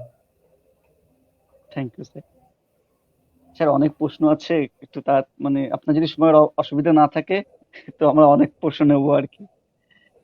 ইন্স্যুরেন্স এডুকেশনটা কি স্যার? ইন্স্যুরেন্স এডুকেশন হচ্ছে যে আপনি কোনো সময় কলেজে যাবেন, কোনো ইউনিভার্সিটিতে যাবেন, সব সেলফ ফিনান্স কোর্স তৈরি হয়েছে, একটা নতুন সিস্টেম তৈরি হচ্ছে, সেলফ ফিনান্সিং কোর্স। অর্থাৎ ইউনিভার্সিটি বা কলেজ বিশ্ববিদ্যালয় সে কোর্সের দায়িত্ব নেবে না, নিজে থেকে ফিনান্স করতে হবে। তো ইটস লাইক ইউনিভার্সিটি শুধু ডিগ্রিটা দেবে। তো যার জন্য এমনও কোর্স আছে আমাদের দেশে, কিছু কিছু অফবিট কোর্স, ভালো কোর্স, যেগুলো হয়তো জব মার্কেটে, লেবার মার্কেটে ইম্পর্টেন্ট ভ্যালুজ রাখে, সেই কোর্সগুলো 8 লক্ষ, 10 লক্ষ, 12 লক্ষ, 20 লক্ষ এরকমও আছে। আমি খালি যে এক্সাম্পল দিই, ইন্ডিয়ান ইনস্টিটিউট অফ আইআইটি বা আইআইএমস, এই দুটো তো এই দু ধরনের প্রতিষ্ঠান ভারতবর্ষের একটা ন্যাশনাল ইনস্টিটিউট অফ এমিনেন্স বলা হয়, একটা জাতীয় প্রতিষ্ঠান এই দুটো, মানে এই ধরনের আইআইএমস এবং আইআইটিস। আনফর্চুনেটলি আমাদের দেশের একটা বিরাট সংখ্যক, লায়ন শেয়ার আমাদের হচ্ছে গ্রামীণ জনসংখ্যা।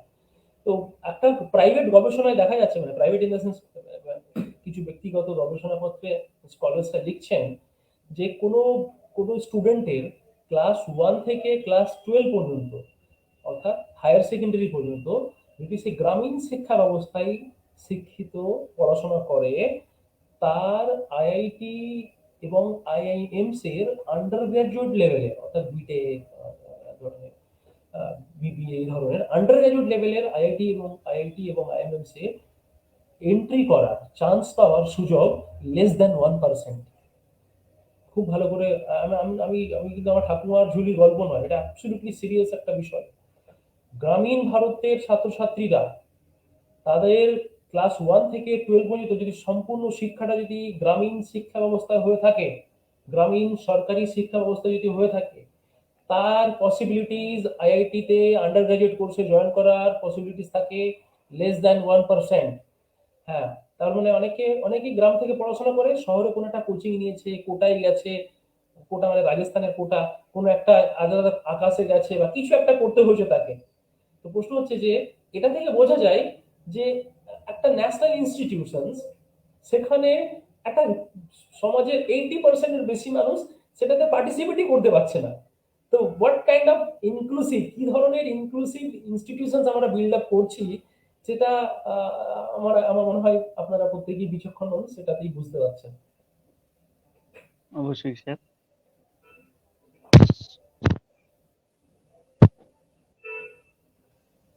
আহ, সুমন, এই প্রশ্নটা হয়তো ডেমোক্রেসি আর অটোক্রেসিতে, এই প্রশ্নটা হয়তো শুনতে ভালো লাগে যে ডেমোক্রেসিতে দেরি হয়, ডিসিশনের অনেকগুলো ইনস্টিটিউশনস থাকে, অটোক্রেসিতে হতে তাড়াতাড়ি হয়। I don't think so. গণতন্ত্রের যে বিষয়টা হচ্ছে, গণতন্ত্রে চেকস অ্যান্ড ব্যালেন্স সিস্টেম থাকে, যে গণতন্ত্রে আহ, একটা কালেকটিভ ডিসিশনস এর ব্যাপার থাকে, গণতন্ত্রে একটা কালেকটিভ এম্পাওয়ারমেন্টের প্রশ্ন থাকে। অটোক্রেসিতে, যেটা জন স্টুয়ার্ট মিল একটা সময় বলেছিলেন, যে এমন গণতন্ত্রের জন্য বিপদ সময় আসবে যখন আহ, আহ, এক ধরনের আহ, কোনো বিশেষ ব্যক্তি বা কোনো বিশেষ ইন্ডিভিজুয়ালের হাতে আমরা পুরোটা ছেড়ে দেবো, অর্থাৎ তাদেরকে লিবার্টি দিয়ে দেওয়া হবে যে যার মতো করার। কিছু আম্বেদকরও সেই প্রশ্নের উত্তর দিয়ে প্রশ্নতে বলেছেন যে হিরো ওয়ার্শিপিং ইন ডেমোক্রেসি, গণতন্ত্রে হিরো ওয়ার্শিপিংটা কিন্তু খুব সিরিয়াস একটা ব্যাধি, খুব সিরিয়াস একটা বিষয়। তাই জন্য গণতন্ত্র সঙ্গে হিরো ওয়ার্শিপিং এর কোনো সম্পর্ক থাকা উচিত নয়। আহ, আম্বেদকর বলছেন যে ধর্মেতে, ধর্মীয় ধর্মের মধ্যে ভক্তি, ভক্তি ইন রিলিজিয়ন, ধর্মের মধ্যে ভক্তি আপনাকে স্যালভেশনে নিয়ে যাবে, অর্থাৎ আপনাকে পূর্ণতায় পৌঁছাবে। কিন্তু রাজনীতিতে ভক্তি গণতন্ত্রকে ধ্বংসের দিকে নিয়ে যাবে।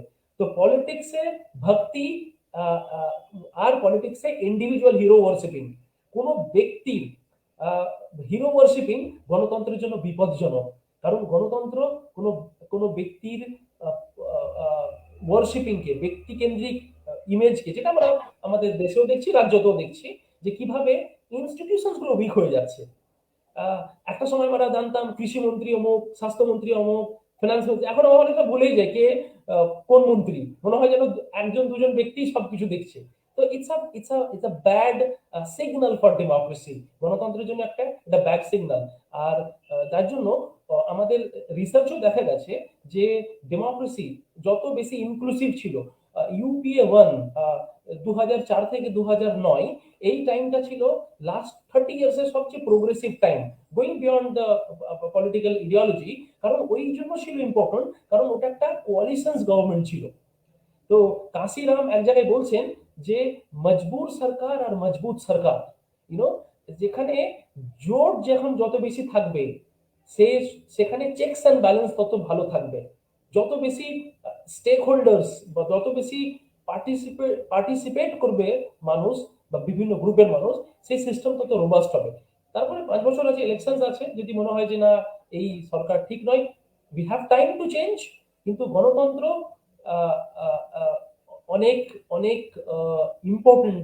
অটোক্রেসি তে গণতন্ত্রকে খর্ব হওয়ার, গণতান্ত্রিক ভ্যালুসকে, ফ্রিডম লিবার্টি খর্ব হয়ে যায়।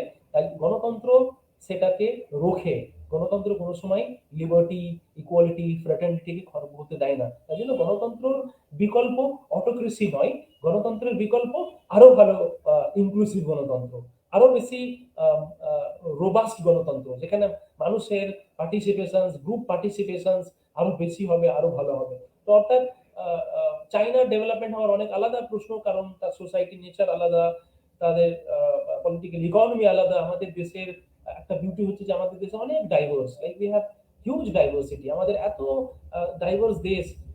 প্রত্যেক 20 কি 30 কিলোমিটার গেলে আমাদের এখানে এত ডাইভার্সিটি। আর এই ডাইভার্সিটিটা কিন্তু ইন্ডিয়ার বিউটি, দ্য প্লুরালিজম। আর এই বিউটিটাই গণতন্ত্র কিন্তু রক্ষা করে। তার জন্য pluralism, we need to celebrate ইট।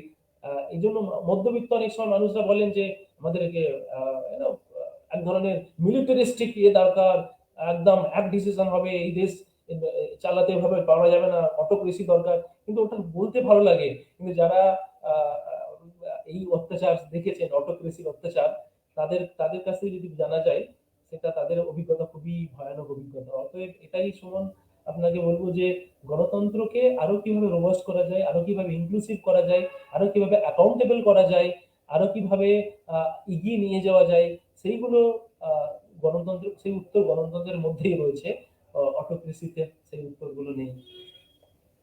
অসাধারণ স্যার আপনার উত্তর। আচ্ছা, পরবর্তী প্রশ্নে আমরা যাচ্ছি। ফুটলুজ লেবার মাইগ্রেশনস, যে ভ্যাকেন্ট জায়গা তৈরি করেছে তার জন্য সামাজিক অসাম্য বাড়ছে। হ্যাঁ, ফুটলুজ লেবার মানে ফুটলুজ লেবার এই জন্য বলা হয়েছে যে এটা খুব ইন্টারেস্টিং। যারা লেবার হিস্টোরিয়ান বা সোশিওলজি অফ লেবার নিয়ে কাজ করলে এটা বোঝা যায় যে আমরা যেভাবে হিন্দি সিরিয়ালে দেখি না, 90 দশকে হিন্দি সিরিয়াল চলতো যে অ্যাংরি ইয়াং ম্যান গ্রাম থেকে ব্যাগ নিয়ে উঠে পড়লো ট্রেনে, বোম্বে চলে গেল। মাইগ্রেশন ঠিক ওভাবে হয় না। মাইগ্রেশনস হয় কোন একটা কানেকশনস এর মাধ্যমে, নেটওয়ার্কের মাধ্যমে। হয়তো কারোর কাজিন, কারোর মামার মেয়ে, কারোর মামার ছেলে, কারোর কাকাতো ভাই, কারোর কারোর কোনো একজন কেউ লিঙ্ক আছে, সে ডাকে যে আজকে বোম্বের এখানে কাজ আছে, বা তার গ্রামের কোনো পরিচিত লোক ব্যক্তি, একটা নেটওয়ার্ক লাগে এরকম ভাবে। আহ, আহ, হঠাৎ রাতে ট্রেন ধরে পরের দিন চলে যায় না। যার জন্য দেখবেন উত্তর পূর্ব ভারত থেকে আসাম, নর্থ ইস্টের সমস্ত দেশগুলো, রাজ্যগুলো, প্লাস আমাদের পশ্চিমবঙ্গ উড়িষ্যা থেকে অনেক ট্রেন যাচ্ছে towards Kerala and towards Hyderabad, Bangalore, in Gujarat and other Indian states. এই ট্রেনগুলো, এমনও ট্রেন আছে যে ট্রেনে স্লিপারও নেই। এটা তো অবাক হওয়ার। স্লিপ, আমরা জেনারেলি ট্রেনের ক্যাটেগরি ক্লাসগুলো ভাবি যে AC first class, AC second, AC third, sleeper আর জেনারেল। দিস ইজ হাউ ট্রেনের স্ট্যান্ডার্ডাইজ কম্পার্টমেন্টালাইজেশন। কিন্তু এমন ট্রেন আছে যে ট্রেনে এসি তো দূরের কথা, কমপ্লিটলি আনরিজার্ভ, তাতে কোনো রিজার্ভেশনও নেই, আর তাতে কোনো স্লিপার ক্লাসও নেই। এই ট্রেনগুলো বেসিক্যালি হচ্ছে লেবার স্পেশাল ট্রেন। কিন্তু হয়তো স্টেট সেটাকে বলে না, রেলওয়ে ডিপার্টমেন্ট তার একটা নাম দেয়। এই নামগুলো তো এই ট্রেনগুলোতে কারা যায়? প্রত্যেক দিন ভারতবর্ষের অন অ্যান অ্যাভারেজ প্রায় 2,000-এরও বেশি মানুষ তারা কৃষি থেকে, কাজ থেকে সরে গিয়ে অন্য জায়গায় যেতে বাধ্য হচ্ছে। গ্রামীণ ভারত থেকে আরবান ইন্ডিয়াতে যেতে বাধ্য হচ্ছে। তারা ভালোবেসে যাচ্ছে না, তারা বাধ্য হয়ে যাচ্ছে because of dismal performance of agriculture. গ্রামীণ ভারতে কোন রকমের রোজগারের ব্যবস্থা খুব উইক, যার জন্য যে কোনো একটা কাজ পাচ্ছে। এই যে আগে একটা সময় আমাদের দেশে, এখনো আমাদের দেশে যারা খুব সুন্দর হাতের ধরে নেন কাপড় বা এমব্রয়ডারি, বা যারা আহ, তাঁতের কাজ করেন, বা যারা খুব সুন্দর পটরি বানান, একটা পয়েন্ট অফ টাইমে এইগুলো, এই ইন্ডাস্ট্রিগুলো কি হচ্ছে, সবগুলো যখন বড় বিগ কর্পোরেট ক্যাপিটালস হাতে যাচ্ছে, আস্তে আস্তে স্কিলস লেবার গুলো কনভার্ট হয়ে যাচ্ছে আনস্কিল্ড লেবার হিসেবে। যে ব্যক্তিটি কৃষি কাজ করে, যে ব্যক্তিটি, যে কৃষকটি কৃষি কাজ করেন, কৃষিও এক ধরনের একটা স্কিল কাজ। সবাই সব কৃষি কাজ করতে পারে না। তো কখন কতটা জল দিতে হবে, কখন বীজ রোপণ করতে হবে, কখন ফসল কাটতে হবে, এটা একটা কৃষক যখন ওটাকে করেন, এটা কিন্তু একটা স্কিল কাজেরই বিষয়। কিন্তু সেই ব্যক্তিটি যখন আহ, অর্থনৈতিক অভাব এবং কৃষি সংকটের জন্য তাকে তার গ্রামীণ ভারত থেকে গিয়ে অন্য একটা জায়গায় যেতে হচ্ছে, সে তখন কি করছে, রাজমিস্ত্রি জোগাড় কিংবা সে কনস্ট্রাকশন সাইটে একটা ক্যাজুয়াল লেবার হিসেবে পরিণত হচ্ছে। তাই জন্য প্রফেসর ইয়ান ব্রেমেন বলছেন যে এই নিও লিবারাল ইকোনমি যেটা করেছে, লেবারকে ডিস্কিল করে দিয়েছে। আর ডিস্কিল করার মাধ্যমেই ফুট লুজ লেবার তৈরি হয়েছে। ফুট লুজ লেবার মানে তাদের নিজস্ব কোনো ঠাঁই নেই এক জায়গায় যে এখানে এই মানুষটাকে খুঁজে পাওয়া যাবে। তাদের ডিরেক্ট, তাদের নিজস্ব কোনো অ্যাড্রেস নেই। তারা আজ মুম্বাইয়ের বান্দ্রা শহরে, তো পরের সব পরের দিনে যাবে ওসমানাবাদে, কিংবা তারপরে হলো বিদারে, কর্ণাটকায় চলে গেল। এই যে এদের কোনো স্থায়ী ঠিকানা নেই। আর এই ফুটলুস লেবার মাইগ্রেশন একটা টাইমে এমন একটা পর্যায়ে এখন চলে গেছে যে এটার কম্প্রিহেন্সিভ ডেটা, কম্প্রিহেন্সিভ একটা সিস্টেম্যাটিক কাজ আমাদের রাষ্ট্রীয় পরিকাঠামোয়, সরকারি সিস্টেমে সেটা কিন্তু নেই। তো এটার জন্য আরো কিন্তু অসাম্য কিছুটা হলেও বেড়েছে। এর একটা কিছু কিছু পজিটিভ দিক আছে যেগুলো আমি আজকে খুব বেশি সময় নাই বলছি না, কিন্তু এটা অনেকটা ইনইকুয়ালিটিও নিয়ে এসছে আমাদের সমাজে। অসংখ্য ধন্যবাদ, আমরা মনোযোগ সহকারে শুনছি স্যার আপনার আলোচনা। কিন্তু অনেক প্রশ্ন আছে স্যার, আপনাকে অনুরোধ করবো যে একটু তাড়াতাড়ি যদি উত্তর দেওয়া যেত স্যার। ঠিক ঠিক।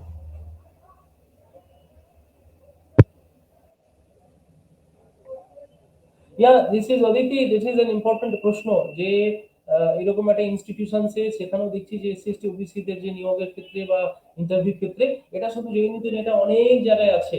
আর এটাই জন্যই তো মানে ডক্টর আম্বেদকর এবং যে এন্টায়ার সোশ্যাল জাস্টিসের কনসেপ্ট যে কিভাবে আমাদের সিস্টেমে কাস্ট এবং কমিউনিটিজের যে বিরুদ্ধে যে এক ধরনের আহ, ঘৃণায় বলতে গেলে চলে, যে ঘৃণাগুলো আছে, যে স্টিগমা গুলো আছে, সেই স্টিগমা গুলো তার প্রতিফলন হয় ইনস্টিটিউশনে। এটা কি, এটা নাথিং বাট এটা তার প্রতিফলন। তো এই ধরনের এটা একটা বিরাট প্রভাব পড়ছে জেএনইউতে।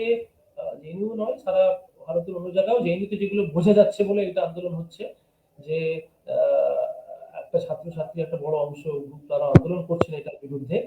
এইটা যদি চলতে থাকে আগামী দিন এটার একটা বড় নেগেটিভ ইম্প্যাক্ট ছাত্রছাত্রী কমিউনিটি, বিশেষ করে যারা মার্জিনালাইজ গ্রুপ থেকে রিপ্রেজেন্ট করে, তাদের উপরে পড়বে।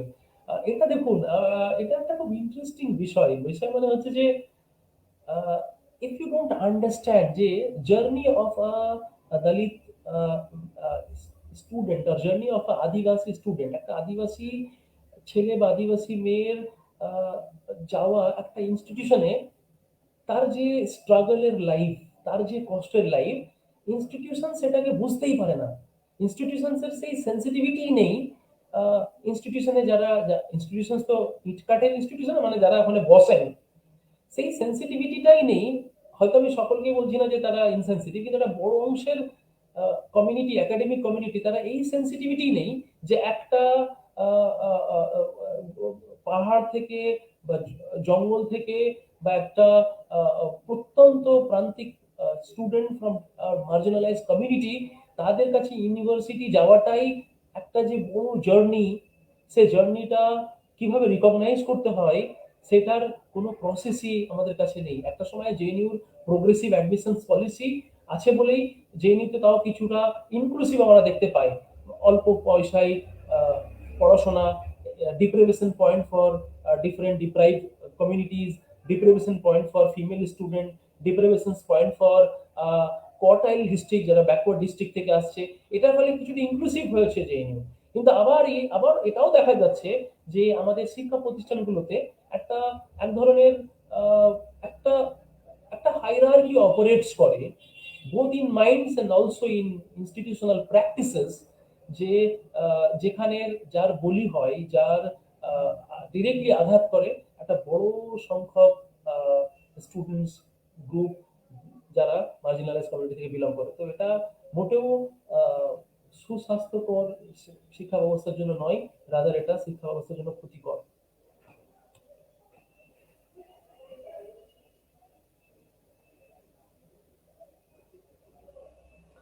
অমর শিক্ষা ব্যবস্থা জাতির মেরুদণ্ড কে বলেছে? জাতির মেরুদণ্ড তো আহ, কিছু কিছু প্রোগ্রেসিভ ফ্রিডম ফাইটার্সরা বলেছেন, বা অনেকে বলতে হয় বলেছেন। তো এটাই তো রিসার্চে যে আহ, একদিকে জাতির মেরুদণ্ড বলবো আর ভিতর থেকে তার শিকড়ও কাটবো, অর্থাৎ ঘুণ লেগে যাবে।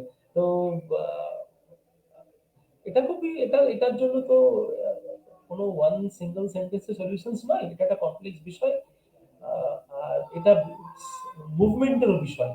আমাদের দেশের একটা বড় অংশের মানুষের কাছে শিক্ষাটা প্রায়োরিটিও যে হওয়া উচিত, যে স্কেলে, সেই স্কেলে প্রায়োরিটিও নয়। এটা একটা সোশ্যাল রিফর্মেরও পার্ট, যে সোশ্যাল রিফর্ম এজেন্ডা যে আমাদের হওয়া উচিত, যে আমাদের সকলের জন্য সমান শিক্ষার সুযোগ, সকলের জন্য কোয়ালিটি এডুকেশনের ব্যবস্থা।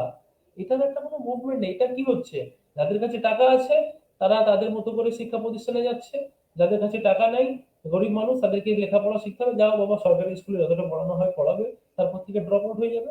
তাকে মনিটরিং করার জন্য কেউ নয়, তার কোয়ালিটি ইনশিওর করার জন্য কেউ নয়, অ্যাকাউন্টেবিলিটি নেওয়ার জন্য কেউ নেই।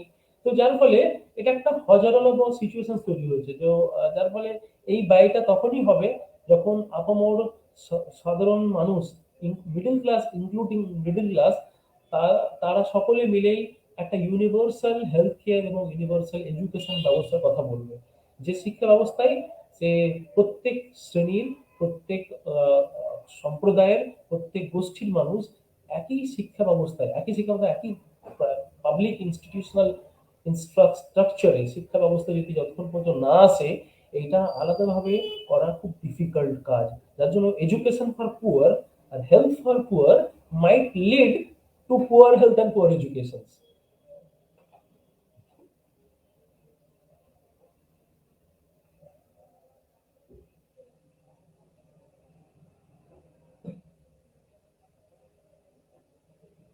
মাইগ্রেন্ট ওয়ার্কাররা যেভাবে নিযুক্ত থাকে নির্বাচনে, সেই কারণে কি well, see, Aditi, migrant labor is a broad category. এই ক্যাটেগরিটা তো অনেকেই জানতো না, হঠাৎ করে মধ্যবিত্ত শ্রেণী আবিষ্কার করেছে 2020-তে।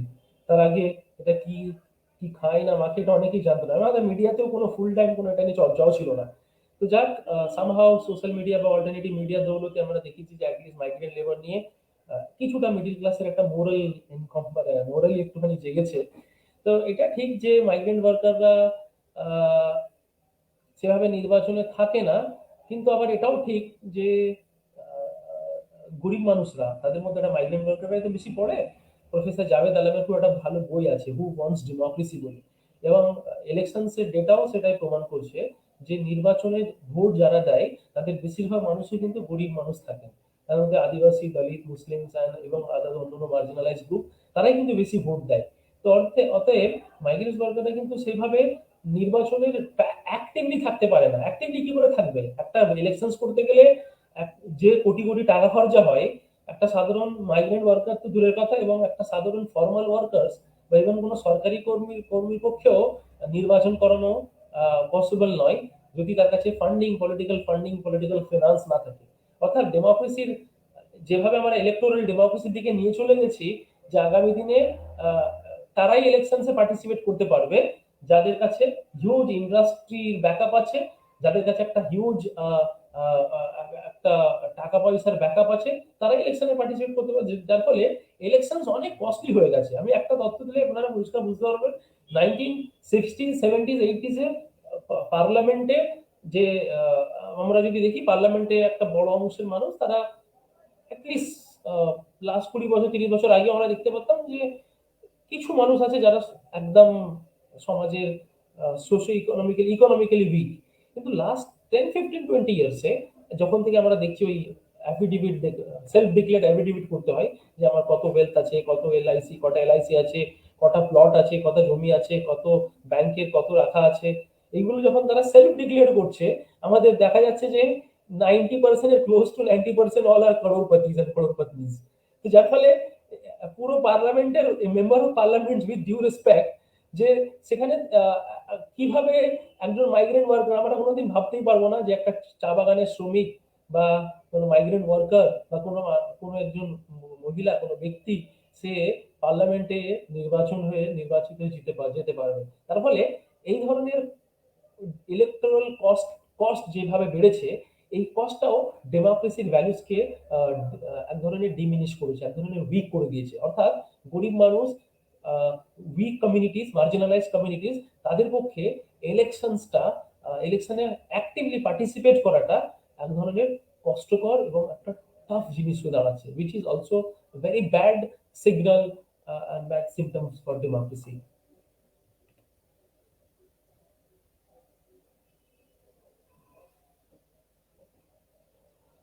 ওয়েল, পিওসি পশ্চিমবঙ্গে ভারতবর্ষের রাজনীতি সচেতনতার অভাব, যার ফলে নিজেদের সাংবিধানিক অধিকার বেশি। ওয়েল, এটা তো আমার কাছে তো এই মুহূর্তে ওই হয়তো পুরো ফুল ফ্লেজ সলিউশন নয়, কিন্তু এটা না, গণতন্ত্র, মানব অধিকার, এইগুলো এইগুলো কাল্টিভেট করতে হয়। মানে এইগুলো ওপর থেকে ইম্পোজ করলে হয় না, এইগুলো ভিতর থেকে উঠে আসতে হয়।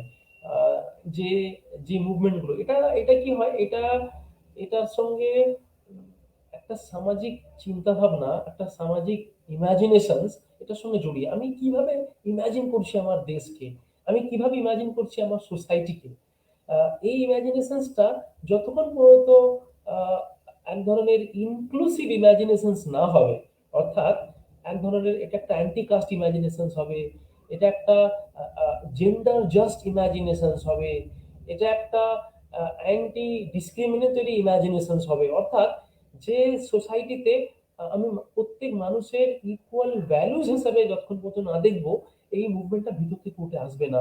এর জন্য গণতন্ত্র, তাই জন্য গণতন্ত্র কোনো সময়ও আহ, আহ, সহজ জিনিস নয়। গণতন্ত্র ইজ দ্য টাফেস্ট থিং। কেউ যদি বলে গণতন্ত্র খুব ইজি, সে হয়তো সত্য কথা বলছে না। গণতন্ত্র খুব কঠিন। গণতন্ত্রের প্রিভিলেজ ছাড়তে হয়। গণতন্ত্রে যেভাবে আমরা দেখেছি ভারতবর্ষে যে আমাদের অশোক চক্র, এই অশোক চক্রের একটা ইন্টারপ্রিটেশন হচ্ছে যে এটা সবসময় ঘুরছে, চক্রটা ঘুরছে।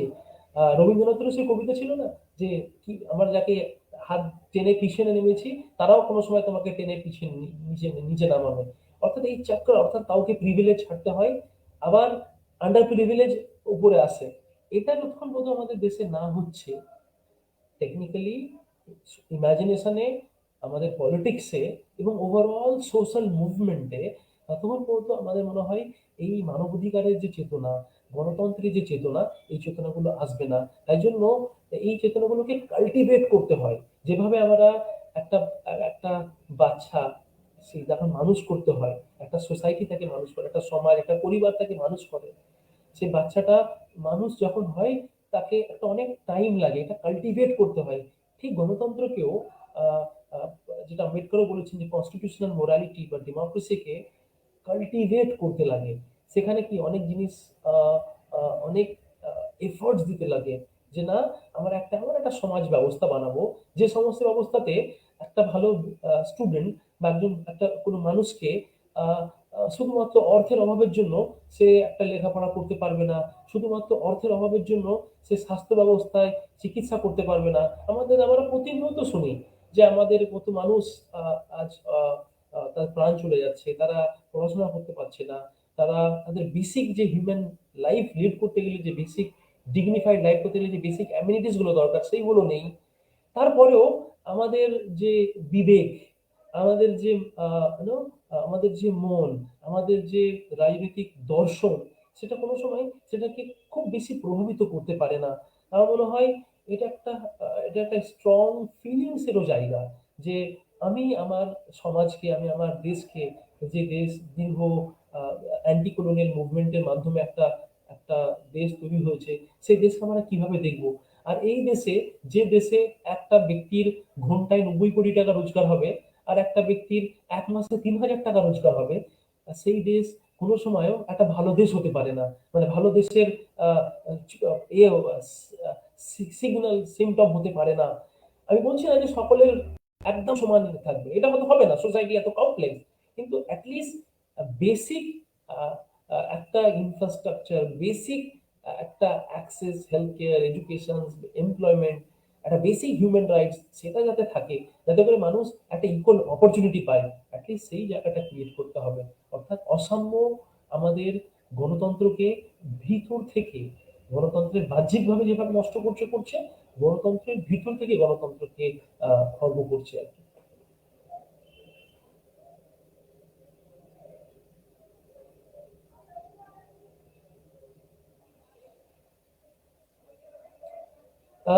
কোয়ালিশন গভর্নমেন্টে অনেক সময় প্রবলেম হয়, কিন্তু সেই প্রবলেমটা ডেমোক্রেটিক্যালি রিজলভ হয়। এটা নিয়ে একটা খুব ভালো রিসার্চ আছে। আমি এই মুহূর্তে সাইন্টিস্টটা করতে পারছি না, কিন্তু ভালো গবেষণা আছে যে যেখানেই রোবাস্ট কোয়ালিশন গভর্নমেন্ট আছে, সেখানে ডিসিশন মেকিংটা অনেক বেশি ডেমোক্রেটিক এবং চেকস অ্যান্ড ব্যালেন্স থাকে। অর্থাৎ কোনো গণতন্ত্রে কোনো যদি অপোজিশন না থাকে, ডেমোক্রেসিতে যদি স্ট্রং চেকস অ্যান্ড ব্যালেন্স না থাকে, সেখানে কি হয়, আস্তে আস্তে গণতন্ত্রের টেন্ডেন্সিটা পাল্টে গিয়ে ওটা একটা অটোক্রেটিক টেন্ডেন্সির দিকে চলে যায়। তো এটার জন্য আমার মনে হয় বাহ্যিকভাবে হয়তো মনে হচ্ছে কোয়ালিশন মানে ডিসিশন নিতে সমস্যা, কোয়ালিশন মানে অনেক মানুষকে, অনেক স্টেক হোল্ডারকে রাজি করানো। কিন্তু এটা যেমন কিছুটা ঠিক মনে হলেও, কিন্তু লং টার্মে বলো আর বৃহৎ ক্ষেত্রে কোয়ালিশনস আমাদেরকে একটা কালেকটিভ এঙ্গেজমেন্টের রাস্তা দেখায়। যদি ওয়ান ম্যান সেন্ট্রিক বা one family centric, one political party centric যদি কোনো ডেমোক্রেসি হয়ে যায়, তখন কি হয়, এঙ্গেজমেন্টের জায়গাটা, আহ, চর্চার জায়গাটা, সেই জায়গাটা কিন্তু অনেক বেশি শ্রিঙ্ক করে যায়, অনেক উইক হয়ে যায়। তো অতএব আহ, হয়তো বাহ্যিকভাবে আমাদের প্রবলেম মনে হলেও, রোবাস্ট কোয়ালিশনস অটোক্রেসি থেকে রোখে এবং ডেমোক্রেসিতে চেকস অ্যান্ড ব্যালেন্স ক্রিয়েট করে, যেটা কিন্তু খুব হিউজলি দরকার, চেকস অ্যান্ড ব্যালেন্স।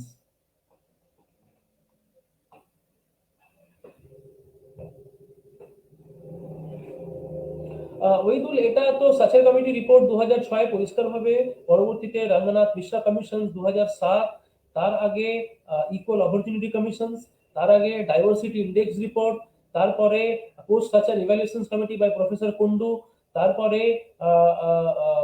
ওয়েস্ট বেঙ্গলের স্ন্যাপ অ্যাসোসিয়েশন, স্ন্যাপ থেকে অনেক অর্গানাইজেশন যারা ইন্ডিপেন্ডেন্ট রিসার্চ করেছেন, পরিষ্কারভাবে বলছেন যে মুসলিম কমিউনিটির এডুকেশনাল এম্পাওয়ারমেন্টের জন্য যে ধরনের পদক্ষেপ, যে ধরনের পলিসি, যে ধরনের প্রোগ্রাম নেওয়া উচিত, সেই প্রোগ্রাম আমরা দেখেছি সাচা কমিটির পরবর্তীতে কিছুটা হলেও লাস্ট বেশ কিছু বছর ধরে এডুকেশনাল এম্পাওয়ারমেন্টের যে ডিরেকশন সেটা হচ্ছে না।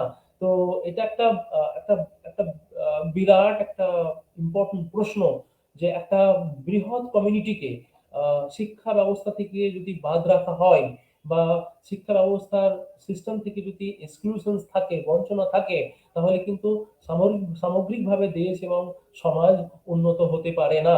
সাচের কমিটি রিপোর্ট পরিষ্কার হয়ে বলেছেন যে ভারতবর্ষের সংখ্যালঘু মুসলিমদের শিক্ষা, অর্থনৈতিক অবস্থা, সামাজিক অবস্থা অনেক অনেক পিছিয়ে। তো অতএব এটা নিয়ে একটা কম্প্রিহেন্সিভ এডুকেশনাল প্ল্যান, কম্প্রিহেন্সিভ একটা প্ল্যান আমাদের দরকার। এবং এটা এই প্ল্যানটারও অনেক, এটা অফকোর্স এটা একটা কমপ্লেক্স জিনিস। আমরা যখন মুসলিম কমিউনিটি বলি, এটা একটা হোমোজিনিয়াসলি একটা গ্রুপকে ধরে নিই। মুসলিম কমিউনিটির মধ্যে অনেক রকমের শেডস আছে, অনেক রকমের আলাদা আলাদা প্রবলেম আছে। তো সেই প্রবলেমগুলোকে অ্যাড্রেস করা, সেটা সাচা কমিটি খুব ক্লিয়ারলি রেকমেন্ড করেছেন। যে একটা সময় প্রফেসর সুখদেও থোরাট যখন ইউনিভার্সিটি গ্র্যান্ড কমিশনের চেয়ারপারসন ছিলেন, সে সময় উনি ওই সময় অনেক স্কলারশিপ, এই যে মৌলানা আজাদ ন্যাশনাল ফেলোশিপ থেকে শুরু করে post matric scholarship, pre matric scholarship, merit coming scholarship, এই যে কোচিং স্কিমস, এই যে স্কিমস গুলো ছিল, এই স্কিমস গুলো একটা বড় সেকশনের ক্রিশ্চিয়ানস, শিখ, মুসলিমস, অন্যান্য মাইনরিটি কমিউনিটির স্টুডেন্টদেরকে এম্পাওয়ার করতে কিন্তু হেল্প করেছিল। কিন্তু লাস্ট কিছু বছর ধরে আমরা দেখছি যে এই স্কলারশিপ স্কিমস গুলো খুব শ্রিঙ্ক করা হচ্ছে। সমস্ত ফেলোশিপ ছাত্রছাত্রীদের, খালি শুধু সংখ্যালঘু মুসলিমদের নয়, ইন জেনারেল স্টুডেন্ট ফেলোশিপ আস্তে আস্তে কিন্তু এমনভাবে কমছে যে পিএইচডি, একজন পিএইচডি করতে গেলে তাকে 8,000 টাকা ফেলোশিপ পায়, বা এমফিলে 5,000 টাকা পায়। তো ফেলোশিপ 5,000 টাকা যদি একজন স্কলার, রিসার্চ স্কলার, সে দীর্ঘ মাস্টার্স এমএসসি করে সে ইউনিভার্সিটিতে পড়ছে, সে তার 5,000 টাকায় কি কোনো সময় চলে হয়? সে একটা তাকে একটা তো হচ্ছে ইউনিভার্সিটি, অনেক হস্টেল থাকে না, তারপরেও তার মেস ফিস, তার তো যার ফলে কি করে আমরা ভালো গবেষক তৈরি করব যদি তার ইনসেনটিভ কম থাকে। অর্থাৎ একটা ম্যাসিভ ইনসেনটিভ দরকার এডুকেশনাল, বিশেষ করে হায়ার এডুকেশন রিসার্চে। তো এই বিষয়গুলো ইম্পর্টেন্ট বিষয়, যেগুলো আমার মনে হয় প্রত্যেককেই কালেকটিভলি ডিল করা উচিত।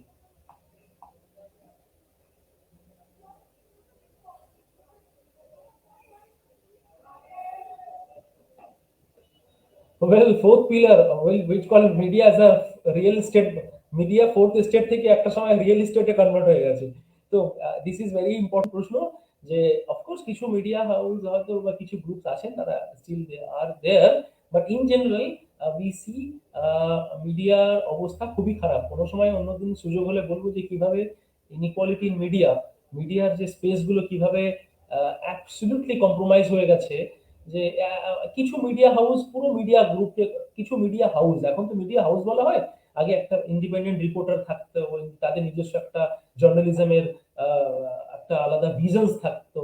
তো সেই ভিশনস গুলো এখন ইন্ডিপেন্ডেন্ট জার্নালিস্টরা লিখতে চাইলেও লিখতে পারে না, হাউস যেটাকে অ্যালাউ করবে সেটাই ছাপবে, সেটাই ছেপে বেরোবে। তো এটা mister P Sainath, very important renowned rural journalist, দীর্ঘদিন দা হিন্দুর সঙ্গে কাজ করেছেন, রিসেন্টলি উনি একটা ইনস্টিটিউশন চালান পারি বলে, People's Archive of Rural India.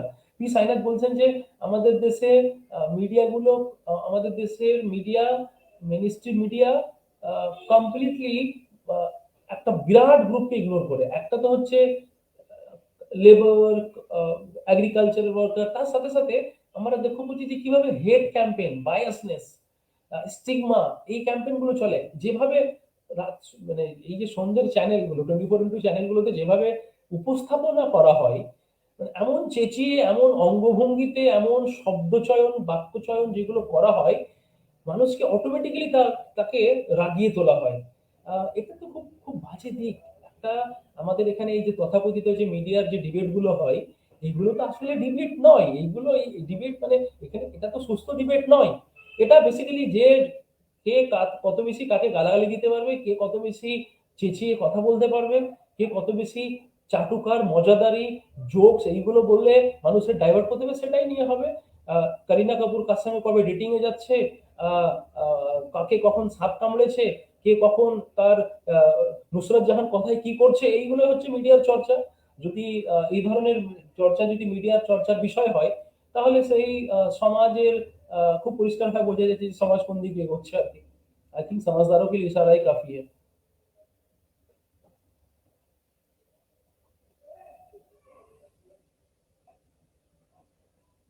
Oh, Indian democracy, I think it's not stolen in that sense. Actually, এগুলো দেখো, এগুলো বড় প্রশ্ন, এইগুলোর ইয়েস নতে উত্তর নেই।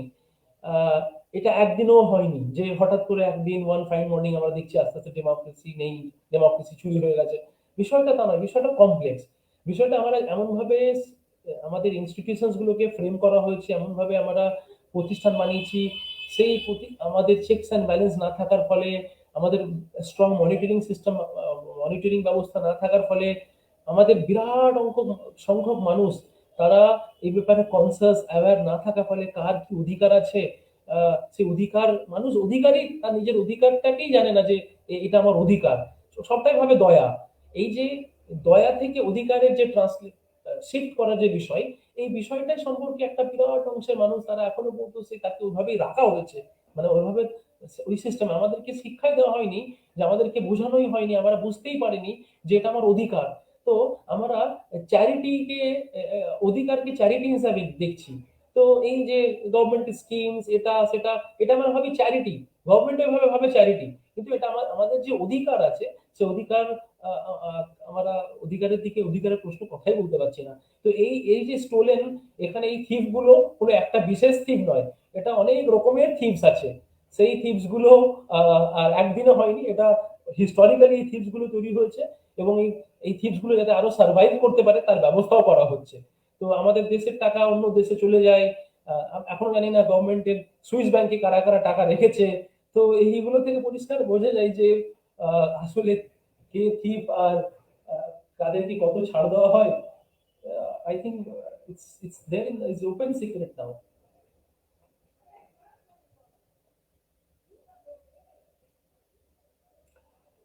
আমি আগে বলছি আলমগীর সাহেব, এটা প্রশ্ন হচ্ছে আমাদের, আমার এখানে মতামতের প্রশ্ন নেই, এটা তো কনস্টিটিউশন দেখিয়ে দিয়েছেন ভারতবর্ষের। আমি প্রত্যেককে অনুরোধ করব, আহ, সমস্ত সে স্টুডেন্ট হোক, স্টুডেন্ট নাই হোক, সাধারণ নাগরিক, প্রত্যেকে অনুরোধ করবো, আপনারা প্রত্যেকেই ভারতের সংবিধানের directive principle of the state policy যেটা আছে ওটা একবার করে পড়ে নেন। আপনি যে ভাষায় স্বাচ্ছন্দ্য সেই ভাষায় পড়ে নেন।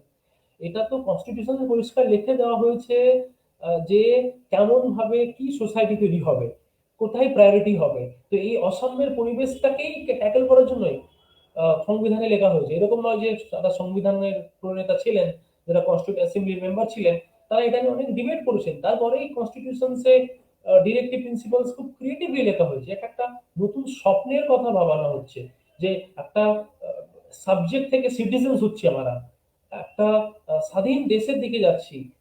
তারা কনস্টিটিউশনে একটা চেরিশেবল ভ্যালুজ রয়েছে, যে ভ্যালুজ গুলো জাস্টিস, যে ভ্যালুজ গুলো ইকুয়ালিটি, যে ভ্যালুজ গুলো ফ্রেটার্নিটি, যে ভ্যালুজ গুলো আমরা আনফরচুনেটলি আমরা ইকুয়ালিটির কথা, সোশ্যাল জাস্টিসের কথা, ফ্রেটার্নিটির কথা খুব কম বলি। একটা সমাজে ফ্রেটার্নিটি যদি না থাকে, আমরা প্রত্যেক আমাদের সমাজের যে ব্যবস্থাটা, এটা মার্কেট ড্রিভেন সমাজ তৈরি হয়েছে, অর্থাৎ বাজার সমাজ, যে সমাজটা বাজার কেন্দ্রিক সমাজ, যে যেখানে মূল্যবোধ, ভ্যালুজ, আমি যেমন মূল্যবোধ বলছি, এটা কনস্টিটিউশনাল ভ্যালুজ এর কথা বলছি, কনস্টিটিউশনাল মোরালিটির কথা বলছি। এই কনস্টিটিউশনাল মোরালিটি যদি থাকে, অটোমেটিক্যালি মানে একটা বিরাট চেঞ্জেস কিন্তু আসবেই। কিন্তু আনফরচুনেটলি রাইট ফ্রম অনেক অনেক বছর ধরেই বা অনেক টাইম ধরেই আমরা কনস্টিটিউশনের যে directive principle of state policy আছে, সেইগুলো নিয়ে চর্চাই হয়নি জন পরিবেশে। আমাদের রাজনৈতিক দলগুলোতে বলুন বা জনপরিসরে বলুন, এই পরিসরে সংবিধান চর্চার বিষয় নয়। সংবিধান একটা বই, যে বইটা হয়তো মাঝে মাঝে অ্যাডভোকেটস বা লয়ার্স ইন্টারপ্রিট করে কখনো, আদারওয়াইজ আমাদের পরিসরে সাধারণ মানুষের মধ্যে এবং যারা তথাকথিত শিক্ষিত মানুষ আছে তারাই অনেকেই কনস্টিটিউশনস পড়েন। আমাদের যারা বড় ইঞ্জিনিয়ার্স আছেন, টেকিজ আছেন, সফটওয়্যার ডেভেলপার আছেন বা বড় প্রতিষ্ঠান থেকে পড়ছে, কোনো সময় আমরা হয়তো অনেক টাইমে আমরা সংবিধানের এই এই এই জিনিসটাই পড়িনি, ডিরেক্টিভ প্রিন্সিপাল। অতএব এই এর এর এর যে সলিউশনস, এই সলিউশনসটা কিন্তু is rooted in the constitutions and rooted in the directive principle of the state policies.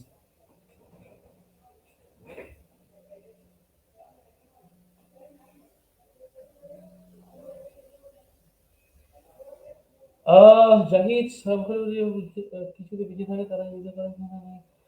এইটা কমপ্লেক্স প্রশ্ন, মানে সংখ্যালঘু তো অনেক রকমের, ধর্মীয় সংখ্যালঘু, সংখ্যালঘুদের মধ্যে অনেকগুলো সেক্স আছে, অনেকগুলো কারণ হয়। একটা হচ্ছে ইকুয়াল অপরচুনিটি না থাকার ফলে। আমি ফর এক্সাম্পল ওয়েস্ট বেঙ্গলের যদি আমি ধরে নাও কেস অফ পুরুলিয়া, মুর্শিদাবাদ, বুঝতে পারছো? পুরুলিয়াতে একটা বিরাট একটা বড় অংশের আদিবাসী কমিউনিটির মানুষ থাকেন, মুর্শিদাবাদে একটা বড় অংশের সংখ্যালঘু সম্প্রদায় মুসলিম মানুষ থাকেন। এবার আমরা দেখি লাস্ট 70 বছরে কটা হায়ার এডুকেশনাল ইনস্টিটিউশন আছে পুরুলিয়াতে এবং মুর্শিদাবাদে। খুব রিসেন্টলি মুর্শিদাবাদে একটা ইউনিভার্সিটি করা হলো। মুর্শিদাবাদ এতদিন কোনো ইউনিভার্সিটি ছিল না, one of the biggest district, একটা হিউজ জনসংখ্যা। পুরুলিয়া তো তাই, মানে রিসেন্টলি, মানে রিসেন্ট লাস্ট 10 ইয়ার্স বা 15 ইয়ার্সই হয়েছে সিধু কানু ইউনিভার্সিটি। তো প্রশ্ন হচ্ছে যে ইনস্টিটিউশনস অফ এভিডেন্স কেন ওখানে ভালো কোয়ালিটি এডুকেশন নেই? তাই জন্য এডুকেশনাল অপরচুনিটি না থাকার ফলে আহ, সেটা ডিমান্ডও হয়নি। মানে ডিমান্ড যদি হয়ে থাকে, সেটা কালেকটিভলি সেই ডিমান্ডটাকে কিভাবে রেজ করতে হয় সেটা হয়নি। অনেকগুলো কারণ আছে, এর সামাজিক কারণ আছে, এর অর্থনৈতিক কারণ আছে, কিছুটা নিজেদেরও কারণ আছে, কিছুটা কমিউনিটির নিজের সমস্যা। তবে বেশি সমস্যাটা হচ্ছে অপরচুনিটি প্রোভাইড করার সমস্যা। আমরা দেখেছি এখানে আলিয়া ইউনিভার্সিটি আছে পশ্চিমবাংলায়, আর কলকাতা আলিয়া ইউনিভার্সিটি, একটা হিউজ সংখ্যক গ্রামগঞ্জের গ্রামীণ সাধারণ গরিব সংখ্যালঘু ছাত্রছাত্রীরা, বিশেষ করে তারা এখানে পড়তে আসেন। তারা এই জন্য আসেন, তাদের কাছে এখন অপরচুনিটি রয়েছে। তা আমাদের কাছে যদি অপরচুনিটি না থাকে, তাহলে সেটা সেখানে যাবে কি করে? তাই জন্য ইকুয়াল অপরচুনিটি ক্রিয়েট করাটা হচ্ছে একটা ইম্পর্টেন্ট, রাষ্ট্রের জন্য ইম্পর্টেন্ট কাজ। তো সেই একই অবস্থা আমরা যদি বীরভূম দেখি, বাঁকুড়া দেখি, পুরুলিয়া দেখি, দিনাজপুর দেখি, উত্তরবঙ্গ কোচবিহার দেখি। কোচবিহারে আমি তো বারবার বলি যে উত্তরবঙ্গেও কোচবিহার, আলিপুরদুয়ার, জলপাইগুড়ি, দার্জিলিং, মালদা থেকে শুরু হয় দুই দিনাজপুর। লেটেস্ট 10-15 বছর আগে, 10 বছর আগে হয়তো কোচবিহার ইউনিভার্সিটি তৈরি হয়েছে, আরো রিসেন্টলি কিছু ইউনিভার্সিটি তৈরি হয়েছে। কিন্তু নর্থ বেঙ্গল, পুরো এন্টায়ার নর্থ বেঙ্গল, একজন মানুষ যদি বাড়ি মেকলিগঞ্জ হয় বা কারোর বাড়ি যদি একদম সেই কালচিনি ব্লকে হয় আলিপুরদুয়ারে, তো তাকেও সে আসতে হচ্ছে সেই দার্জিলিং, মানে শিলিগুড়িতে, নর্থ বেঙ্গল ইউনিভার্সিটিতে। তো এটা কি কোনোভাবে পসিবল নাকি? তো যার ফলে এই যে structural exclusions, Uttarbanga as a region, এই যে রিজনাল এক্সক্লুশনস, এইটার এটাকে অ্যাড্রেস করার একটা আলাদা ইম্পর্টেন্ট বিষয়। এটা তো অ্যাড্রেস করা উচিত। তো রিসেন্টলি হয়তো আমরা দেখছি, কিন্তু তারপরেও আমরা যদি সাউথ বেঙ্গল, নর্থ বেঙ্গল দুটো জোনে ভাগ করি, আহ, প্রত্যেকটি আমাদের ইনস্টিটিউশন গুলো সব কলকাতা কেন্দ্রিক। শিক্ষা, এটা হিস্টোরিক্যালি হয়েছে, এমন নয় যে লাস্ট 20-25 বছর, এটা হিস্টোরিক্যালি। কিন্তু তারপরেও আমরা দেখছি যে হায়ার এডুকেশনের ডেমোক্রেটাইজেশনটা খুব স্লো প্রসেসে এগিয়েছে।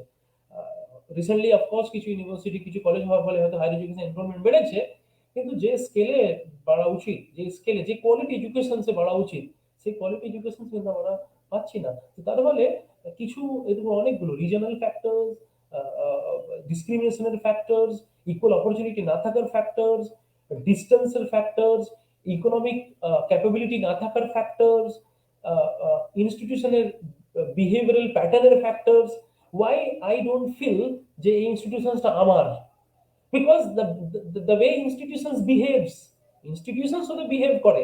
একটা মানুষের, একটা কোনো গ্রামগঞ্জ থেকে ছেলে আসছে, সে তার তার বডি ল্যাঙ্গুয়েজ, তার কথাবার্তা, আমাদের main stream so called elite institutions গুলো তাদেরকে কিভাবে এঙ্গেজ করছে। তাই জন্য এটা ইনস্টিটিউশনসের, institutional community, university community, academic কমিউনিটিরও তো একটা রোল থাকে, যে একটা ফিল গুড বা ইনক্লুসিভ একটা অ্যাম্বিয়েন্স, এনভায়রনমেন্ট, একটা পরিবেশ ক্রিয়েট করা।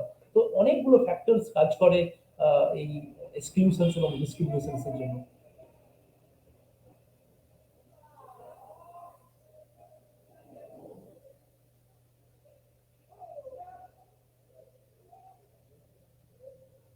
গণতান্ত্রিক রাষ্ট্র ব্যবস্থা এবং গণতান্ত্রিক ওয়েল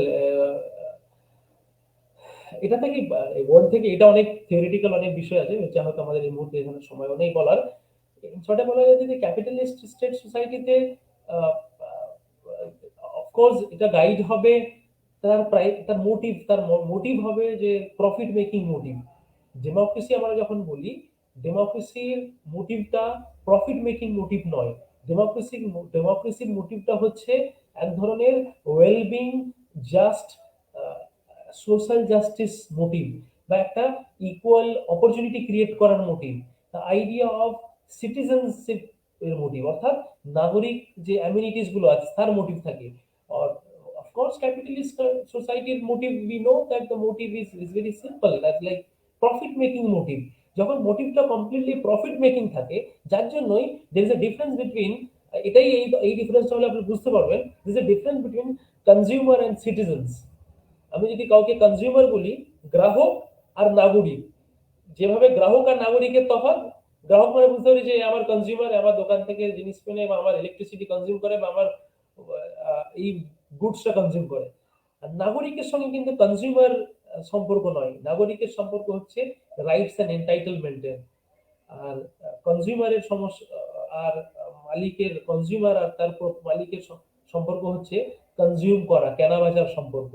তো নাগরিকত্ব কেনা বেচার জিনিস নয়, অর্থাৎ ডেমোক্রেসিকে সেল করার জিনিস নয়। Democracy is a public goods, education is a public good, এটা ইজ আ পাবলিক গুড যেটা কিনা নট ফর সেল। মার্কেট সোসাইটিতে, ক্যাপিটালিস্ট সিস্টেমে হয় কি, প্রত্যেক জিনিস আপ ফর দ্য সেল থাকে, বিক্রির জন্য তৈরি হয়ে থাকে। তো যার জন্য দের ইজ এ ডিফারেন্স বিটুইন বাজার, বাজার base society and citizens civic society. তো এই আপাতত এখানেই বলছি, পরে maybe will have time to discuss, পরে সুযোগ হয়।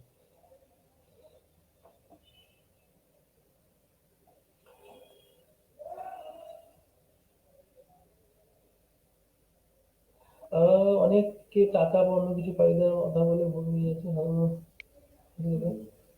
এটাকে আপনি, সেই প্রশ্ন হচ্ছে যে এটা তো একটা, এটাও একটা কমপ্লেক্স বিষয় যে মানুষ কেন এই বিহেভ গুলো করছেন। কারণ তারা এমন একটা অবস্থায় আছেন, তাদের যে আর্থিক অবস্থা, সামাজিক অবস্থা, এমন একটা পরিস্থিতিতে আছে, তাদের কাছে কিন্তু এই জিনিসটা অনেক বড় জিনিস। মানে 1,000 টাকা বা 2,000 টাকা, 3,000 টাকাটা তাদের কাছে বড় জিনিস। এটা এরকম একদম যে হয়তো অনেকের কাছে এটা কিছু নয়, কিন্তু একটা বড় অংশের মানুষের কাছে এটা একটা ইম্পর্টেন্ট জিনিস। প্রশ্ন হচ্ছে যে এইগুলো না, এই প্রশ্নগুলো, এটা আমাদের একটা কালেকটিভ কাজ, একটা কালেকটিভ সমাজের কাজ, যে আমরা এমন এক সমাজ ব্যবস্থা, এমন এক সোশ্যাল রিফর্ম এজেন্ডা থাকবে আমাদের কাছে, যেখানে আহ, মানুষ তার ডেমোক্রেটিক রাইটসটাকে, হয়তো অনেক মানুষ ডেমোক্রেটিক রাইটস বুঝতে পারছেন না, বা তাদের কাছে এই মুহূর্তে আর কোনো উপায় নেই ওটা ছাড়া। মানে মানুষ এমন একটা পর্যায়ে চলে গেছে, এমন একটা পর্যায়ে মানুষকে পুশ করে দেওয়া হয়েছে, যে তাদের কাছে এই এই বার্গেনিংটা ছাড়া, মানে এই যে ভোট বলে একটা জিনিস আছে, এই ভোটিং রাইটসটা ছাড়া তাদের কাছে আর কোনো বার্গেনিং এর জায়গা নেই। আর এই মানুষের এই অসহায়তাটাকে খুব খুব স্কিলফুলি পলিটিক্যাল আন্ডারস্ট্যান্ডিং দেখিয়ে এটাকে এমন ভাবে কাজে লাগানো হয়েছে যে যে মানুষ তার কোনো সময় এমন একটা দিকে চলে যাচ্ছে যে কোনো সময় হয়তো আর আহ, মানে ওই তার গণতান্ত্রিক যে অ্যাসপিরেশন, যে সেটা আহ, সেটা ব্যাপারে কথা বলা তো দূরের কথা, সেটা ব্যাপারে চিন্তা করতেও তার সাহস পাবে না।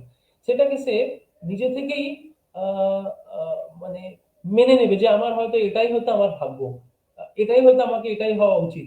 এটা যখন কেউ ভাবতে শুরু করবে, সেখানে কিন্তু ডেথ অফ ডেমোক্রেসি। কারণ ডেমোক্রেসি অ্যাসপিরেশনের স্বপ্ন জাগায়, ডেমোক্রেসি মোবিলিটির কথা বলে, ডেমোক্রেসি মোবিলিটির মোবিলিটির কে এগিয়ে নিয়ে যেতে চেষ্টা করে। তো যখনই মানুষ স্বপ্ন দেখা ছেড়ে দেবে, অর্থাৎ ডেমোক্রেটিক অ্যাসপিরেশন, তখন আস্তে আস্তে কি হবে, ডেমোক্রেসি উইক হয়ে যাবে। এই কমপ্লিটলি ডেমোক্রেসিটাকে এখন যেভাবে সাম্প্রতিক ভারতীয় নির্বাচন শুধু নয়, সারা পৃথিবীর যে নির্বাচনগুলো আমরা দেখছি, একটা বড় এই ডেভেলপিং কান্ট্রিজ গুলোতেও নির্বাচন এমন একটা ম্যানেজেরিয়াল একটা সিস্টেম হয়ে দাঁড়িয়েছে। মানে প্রত্যেকে একটা কনসালটেন্সি এজেন্সি হায়ার করে, সেই কনসালটেন্সি এজেন্সি বলে দেয় এটা করতে হবে ওটা করতে হবে, এগুলো কাজে লাগে, কাজে লাগে না তার নয়, এগুলো হয়তো কাজে লাগে, কিন্তু democracy is not about consultancy এজেন্সির জন্য নয়। ডেমোক্রেসি ইজ সামথিং, একটা একটা একটা আলাদা নর্মেটিভ ক্যাটেগরি, যেটা একটা গুড লাইফের জন্য অ্যাসপায়ার করা, একটা ভালো সমাজ জন্য অ্যাসপায়ার করা। তো সবটাই হয়তো নির্বাচন সব সময় শেষ কথা বলে না, তাই জন্য কনস্টিটিউশনস এর ভিশনসটাই হয়তো শেষ কথা বলা উচিত। স্যার আজকে শেষ প্রশ্ন এটা আমরা নিচ্ছি, এরপর আর কিছু প্রশ্ন নিতে পারবো না স্যার। বাহ, থ্যাংক ইউ। এই প্রশ্নটা স্যার যদি আলোচনা করেন একটু। Akash, implicit democracy. See, Akash, maybe in class we will discuss, but এটা খুব কঠিন যে এক শব্দে এক বাক্যে এরকম ডেমোক্রেসির এটা কমপ্লেক্স একটা নেচার। আমরা কিভাবে দেখব, দেখার চোখ ডেভেলপ করাটাই হবে কাজ। কেউ হয়তো বলবে যে না এভরিথিং ইজ অল রাইট, আবার কেউ বলবে যে এভরিথিং ইজ অল ব্যাড, সবটাই খারাপ। প্রশ্ন হচ্ছে যে আহ, কেন খারাপ, কিভাবে খারাপ, কেন খারাপ বলছি, কি হওয়া উচিত, কি আছে, এই প্রশ্নগুলো এই প্রশ্নগুলো খুব সিরিয়াসলি এঙ্গেজ করা দরকার। ডেমোক্রেসি নেচার, ধরে নাও যে ব্যক্তিটি আজ আহ, আহ, নালগোন্ডা ডিস্ট্রিক্ট বা কোন একটা একটা প্রান্তিক অঞ্চলে আছে, তার ডেমোক্রেসির ধারণা আর পার্ক স্ট্রিট বা শেক্সপিয়ার সরণির 31st নাইটে গিয়ে করা তার ডেমোক্রেসির ধারণা কিন্তু কমপ্লিটলি আলাদা হবে। প্রশ্ন হচ্ছে যে মানে ডেমোক্রেসির কিভাবে কি ইমাজিন করছে তার রিয়েল লাইফ, কারোর জন্য রুটি রুজি, কারোর জন্য বেঁচে থাকা, কারোর জন্য right to access of clean drinking water ডেমোক্রেসির একটা বড় চাওয়া পাওয়া, আবার কারোর জন্য হয়তো ইন্টারন্যাশনাল ফ্লাইট চালু করাটা তার জন্য ডেমোক্রেটিক রাইটস এর বিষয়। তো যার ফলে আমরা ডেমোক্রেসিকে কিভাবে পারসিভ করছি, কি কি পার্সপেক্টিভে দেখছি, ডেমোক্রেসিকে কিভাবে মাপছি, মেজার করছি, সেটা কিন্তু খুব সিরিয়াসলি ভাবা উচিত। একজন গৌতম আদানির কথা বলেছেন, Gautam Adani by the way, last কথা বলে রাখি, হি ইজ দ্য ম্যান, যে লোকটি এই লকডাউনে যে মানুষ এত লক্ষ লক্ষ মানুষ কাজ হারিয়েছে, এত লক্ষ লক্ষ স্টুডেন্ট শিক্ষা বিদ্যালয় আঙ্গন থেকে বাইরে গেছে, প্রচুর মানুষ সামান্য ইলেকট্রিক গ্যাজেটের জন্য সুইসাইড করেছে অনেক স্টুডেন্ট, সেইখানে এই মিস্টার আদানি আমাদের সকলের বন্ধু, সে আদানি তার এই 2 বছরে 400% close two, if I am not wrong, close two 400% wealth increase করেছে। তো এটা থেকে পরিষ্কার বোঝা যায় যে কোন ডেমোক্রেসিতে কিভাবে আমরা কোন দিকে এগোচ্ছি। Well, thanks for listening to me. Maybe পরবর্তীতে কোনো সুযোগ হলে স্পেসিফিক, এটা এমন একটা ব্রড টপিক, আমি সাধারণ শ্রোতাদের জন্য শোনার জন্য এটাকে অনেক বেশি একাডেমিক ডেমোক্রেটিক করে তুলিনি, যেটা যাতে মানুষ বুঝতে পারুক। কারণ শিক্ষা কোনো ইউনিভার্সিটির গণ্ডির মধ্যে থাকবে না, শিক্ষা ছড়িয়ে পড়বে আমাদের সমাজের বিভিন্ন প্রান্তে, যাতে করে মানুষ তার অধিকার, তার সংবিধান কি বলেছে সেটা যেন প্রত্যেকেই জানুক। এটাই মনে হয় রাষ্ট্রবিজ্ঞানের যে মঞ্চ আছে, আমাদের প্রিয় বন্ধু ছাত্র বন্ধুরা তারা যারা বানিয়েছেন তাদেরকে অসংখ্য ধন্যবাদ এরকম একটি প্ল্যাটফর্ম তৈরি করার জন্য। স্যার প্রথমেই আপনার কাছে ক্ষমা চেয়ে নিচ্ছি যে আপনি আলোচনা দিয়েছেন খুব সংক্ষিপ্ত, মানে এত সংক্ষিপ্ত সময় খুব সুন্দর করে বুঝিয়েছেন, কিন্তু আপনার আলোচনার পরে যে প্রশ্ন উত্তর সময়, সেই সময়টা আপনার সেই সময়কে প্রায় দ্বিগুণ সময় নিয়ে নিয়েছে। এর দোষ স্যার আমরা না, মানে আমি তো ব্যক্তিগতভাবে নেবই না, পাঠচক্র কোনোভাবে দায়ী না, এর জন্য দায়ী সম্পূর্ণ যিনি, তিনি হচ্ছে আব্দুল মাতিন মহাশয়। তার যে এত ভালোই লাগে এই অতি অতি সাম্প্রতিক সময়ে আমি সত্যি দেখিনি যে এত বড় প্রশ্ন উত্তর সেশন আমাদের পাঠচক্রের পর্দায় মানে ফুটে উঠেছে বা আমরা করতে পেরেছি।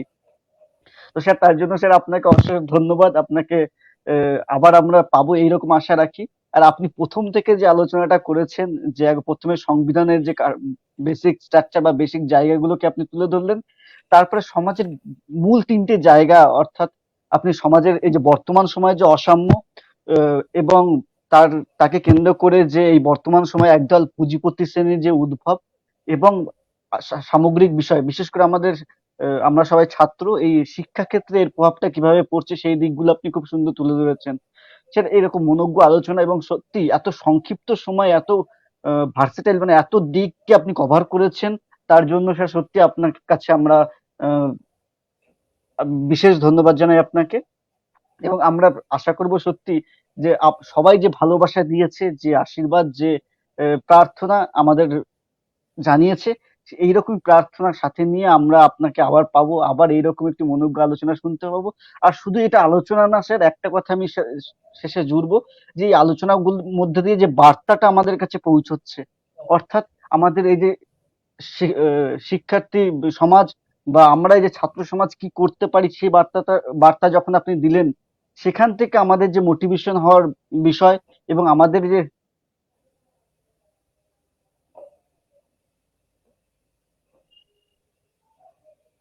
শুনতে পাচ্ছি আমি। হ্যালো, কিন্তু স্যার আপনাকে পর্দায় দেখতে পাচ্ছি না আমরা, কিছু একটা টেকনিক্যাল সমস্যা শুনতে হয়েছে পাচ্ছি। বোধহয়। গো হেড। হ্যালো স্যার, একটি প্রযুক্তিগত সমস্যার জন্য সবার কাছে ক্ষমা চাইছি। তো এই যে এর ভিতরে একটা সামাজিক বার্তা যে সম্প্রসারণ হচ্ছে, বা এইটা যেন আমাদেরকে কাজে লাগে, এর দ্বারা যেন আমরা আরো ভালো উন্নত সমাজ গড়তে পারি, এইটুক বার্তা নিয়েই শুধু আমরা যেন আজকে শুভরাত্রি জানাই। এবং এই বছর, আবার বললাম, এই বছরের প্রথম আলোচনা আমাদের এইটি।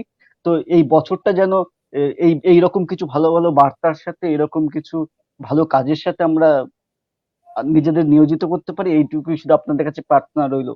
আর এরকম ভাবে আমাদের সাথে থাকবেন, আমাদের মোটিভেশন করবেন। আর একটি ছোট্ট ঘোষণা আপনাদের বলি, আমাদের এই ওয়েবিনার গুলি সম্পর্কে আপনাদের যদি কোনো মতামত থাকে, বা আপনাদের যদি কোনো পরামর্শ থাকে যে কি ধরনের ওয়েবিনার আপনারা চান, কোন অধ্যাপককে দিয়ে আপনারা সেই ওয়েবিনার গুলি করাতে চান, আমাদেরকে মেল করুন। আমাদের মেল politicalscstudycircle@gmail.com। সকলকে শুভরাত্রি জানাই। আরো একবার নতুন বছরের শুভেচ্ছা, ভালোবাসা এবং প্রণাম জানিয়ে আপনাদের কাছ থেকে বিদায় নিচ্ছি। স্যার, আপনাকেও স্যার শুভরাত্রি জানাই। Thank you so tata. Much, thank you so much, bye by.